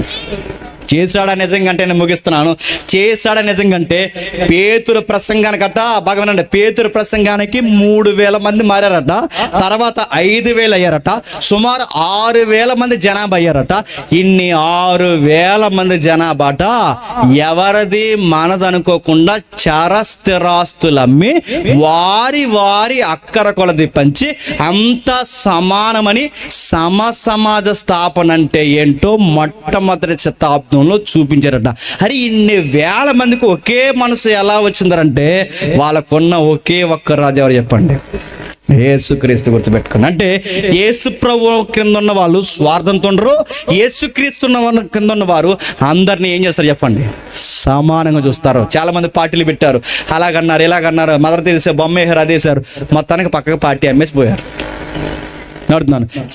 సమాజ స్థాపన ఎవరో చేయలేరు. మార్క్సిజం వచ్చింది, లెనినిజం వచ్చింది, మావోయిజం వచ్చింది, మొన్నటి వరకు ఎవరైతే విప్లవకారులు వీళ్ళందరూ సమాజ స్థాపన చూడాలనుకున్నారు. కానీ ఎక్కడ జరగని సమాజ స్థాపన ఒకే ఒక్క దిక్కుని జరుగుద్ది, అది యేసు ప్రభు రాజ్యంలో జరుగుద్ది. అందుకే ఆయన ఎద్దుకు రండి. ఆయన ఎద్దుకు వస్తే ఎలా ఉంటుందంటే, మీకు ఏ సమస్య అయినా దగ్గరికి రండి, మీ పగల ప్రతీకారాల ఏదైనా ఆయన అన్నాడు, మీకే పగ తీర్చుకొనక చెప్పండి, నాకు అవకాశం ఇవ్వండి, నేను స్టాండింగ్లో ఉంటా అన్నాడు. ఒక్క మాట చెప్తే నేను ముగిస్తాను, జాతకి వినండి. నాకు ఇష్టమైన ఎగ్జాంపుల్ ఇది. ఒక ఏరియాలో చింత చచ్చిన పులుపు జావని ప్రెసిడెంట్ ఉన్నాడు. వయసు అయిపోయింది కానీ పులుపు జావలేదు ఆయనకి. ఆ ఏరియాలో కొత్తగా మెడికల్ క్యాంప్కి వచ్చిన ఈ డాక్టర్ అమ్మలు ఉంటారు చూస్తారు, ఆ డాక్టర్ అమ్మలు చాలా ఇబ్బంది పెడుతున్నాడట. చాలా ఇబ్బంది పెడుతుంటే ఆ డాక్టర్ బాధపడింది. ఆవిడ మ్యారీడ్, ఇంటికి వెళ్ళిన తర్వాత బాధపడితే ఆ భర్త గమనించాడు, ఎందుకు బాధపడుతున్నాడు అడిగితే అప్పుడు చెప్పింది ఏమీ లేదండి. మళ్ళీ అడిగాడు, ఏమీ లేదండి. మళ్ళీ అడిగాడు, అప్పుడు చెప్పింది ఏమీ లేదండి, ప్రెసిడెంట్ గారు చాలా ఇబ్బంది పెడుతున్నాడు, తండ్రి వయసు ఉంటుంది, ఆయన చాలా ఇబ్బంది పెడుతున్నాడు, మాట్లాడితే షుగర్ చెక్ చేయమంటాడు, మాట్లాడితే బీపీ అంటాడు, అసభ్యకరమైన మాటలు మాట్లాడతాడు, ఆయనతో మేమైనా ఇబ్బందికరమైన గొడవలు పెట్టుకుంటే మళ్ళీ మా మీద రిపోర్ట్ రాస్తాడు, మా జాబ్కి ఇబ్బంది అవుద్ది అని. కానీ మరి ఏం చేద్దాం, కేసు పెడదామంటే ఆవిడ అందే ఎందుకులండి దేవుడు ప్రార్థన చేద్దామని పేపర్ మీద ఆయన పేరు రాసి ప్రార్థన చేశారు, మర్చిపోయారు. ఒక 6-7 నెలల తర్వాత ఆ భర్త అడిగాడు, ఆ ప్రెసిడెంట్ నేను చాలా ఇబ్బంది పెడుతున్నాడు కదా, ఏమైంది ఆ ప్రెసిడెంట్ గొడవ అంటే, మర్చిపోయిన అడిగి చెప్తాను ఆగండి అని ఊళ్ళోకి వెళ్ళి అడిగింది. ప్రెసిడెంట్ గారు గొడవ ఏంటంటే, ఊళ్ళో వచ్చిన ఇన్ఫర్మేషన్ ఏంటంటే ఊరని వెళ్ళాడట, ఎక్కడికి వెళ్ళాడో తెలియదట, ఇంకెప్పటికీ వస్తాడు రాడో తెలియదట. గుర్తుపెట్టుకోండి. మీకేమర్థమవుతుంది చెప్పనా?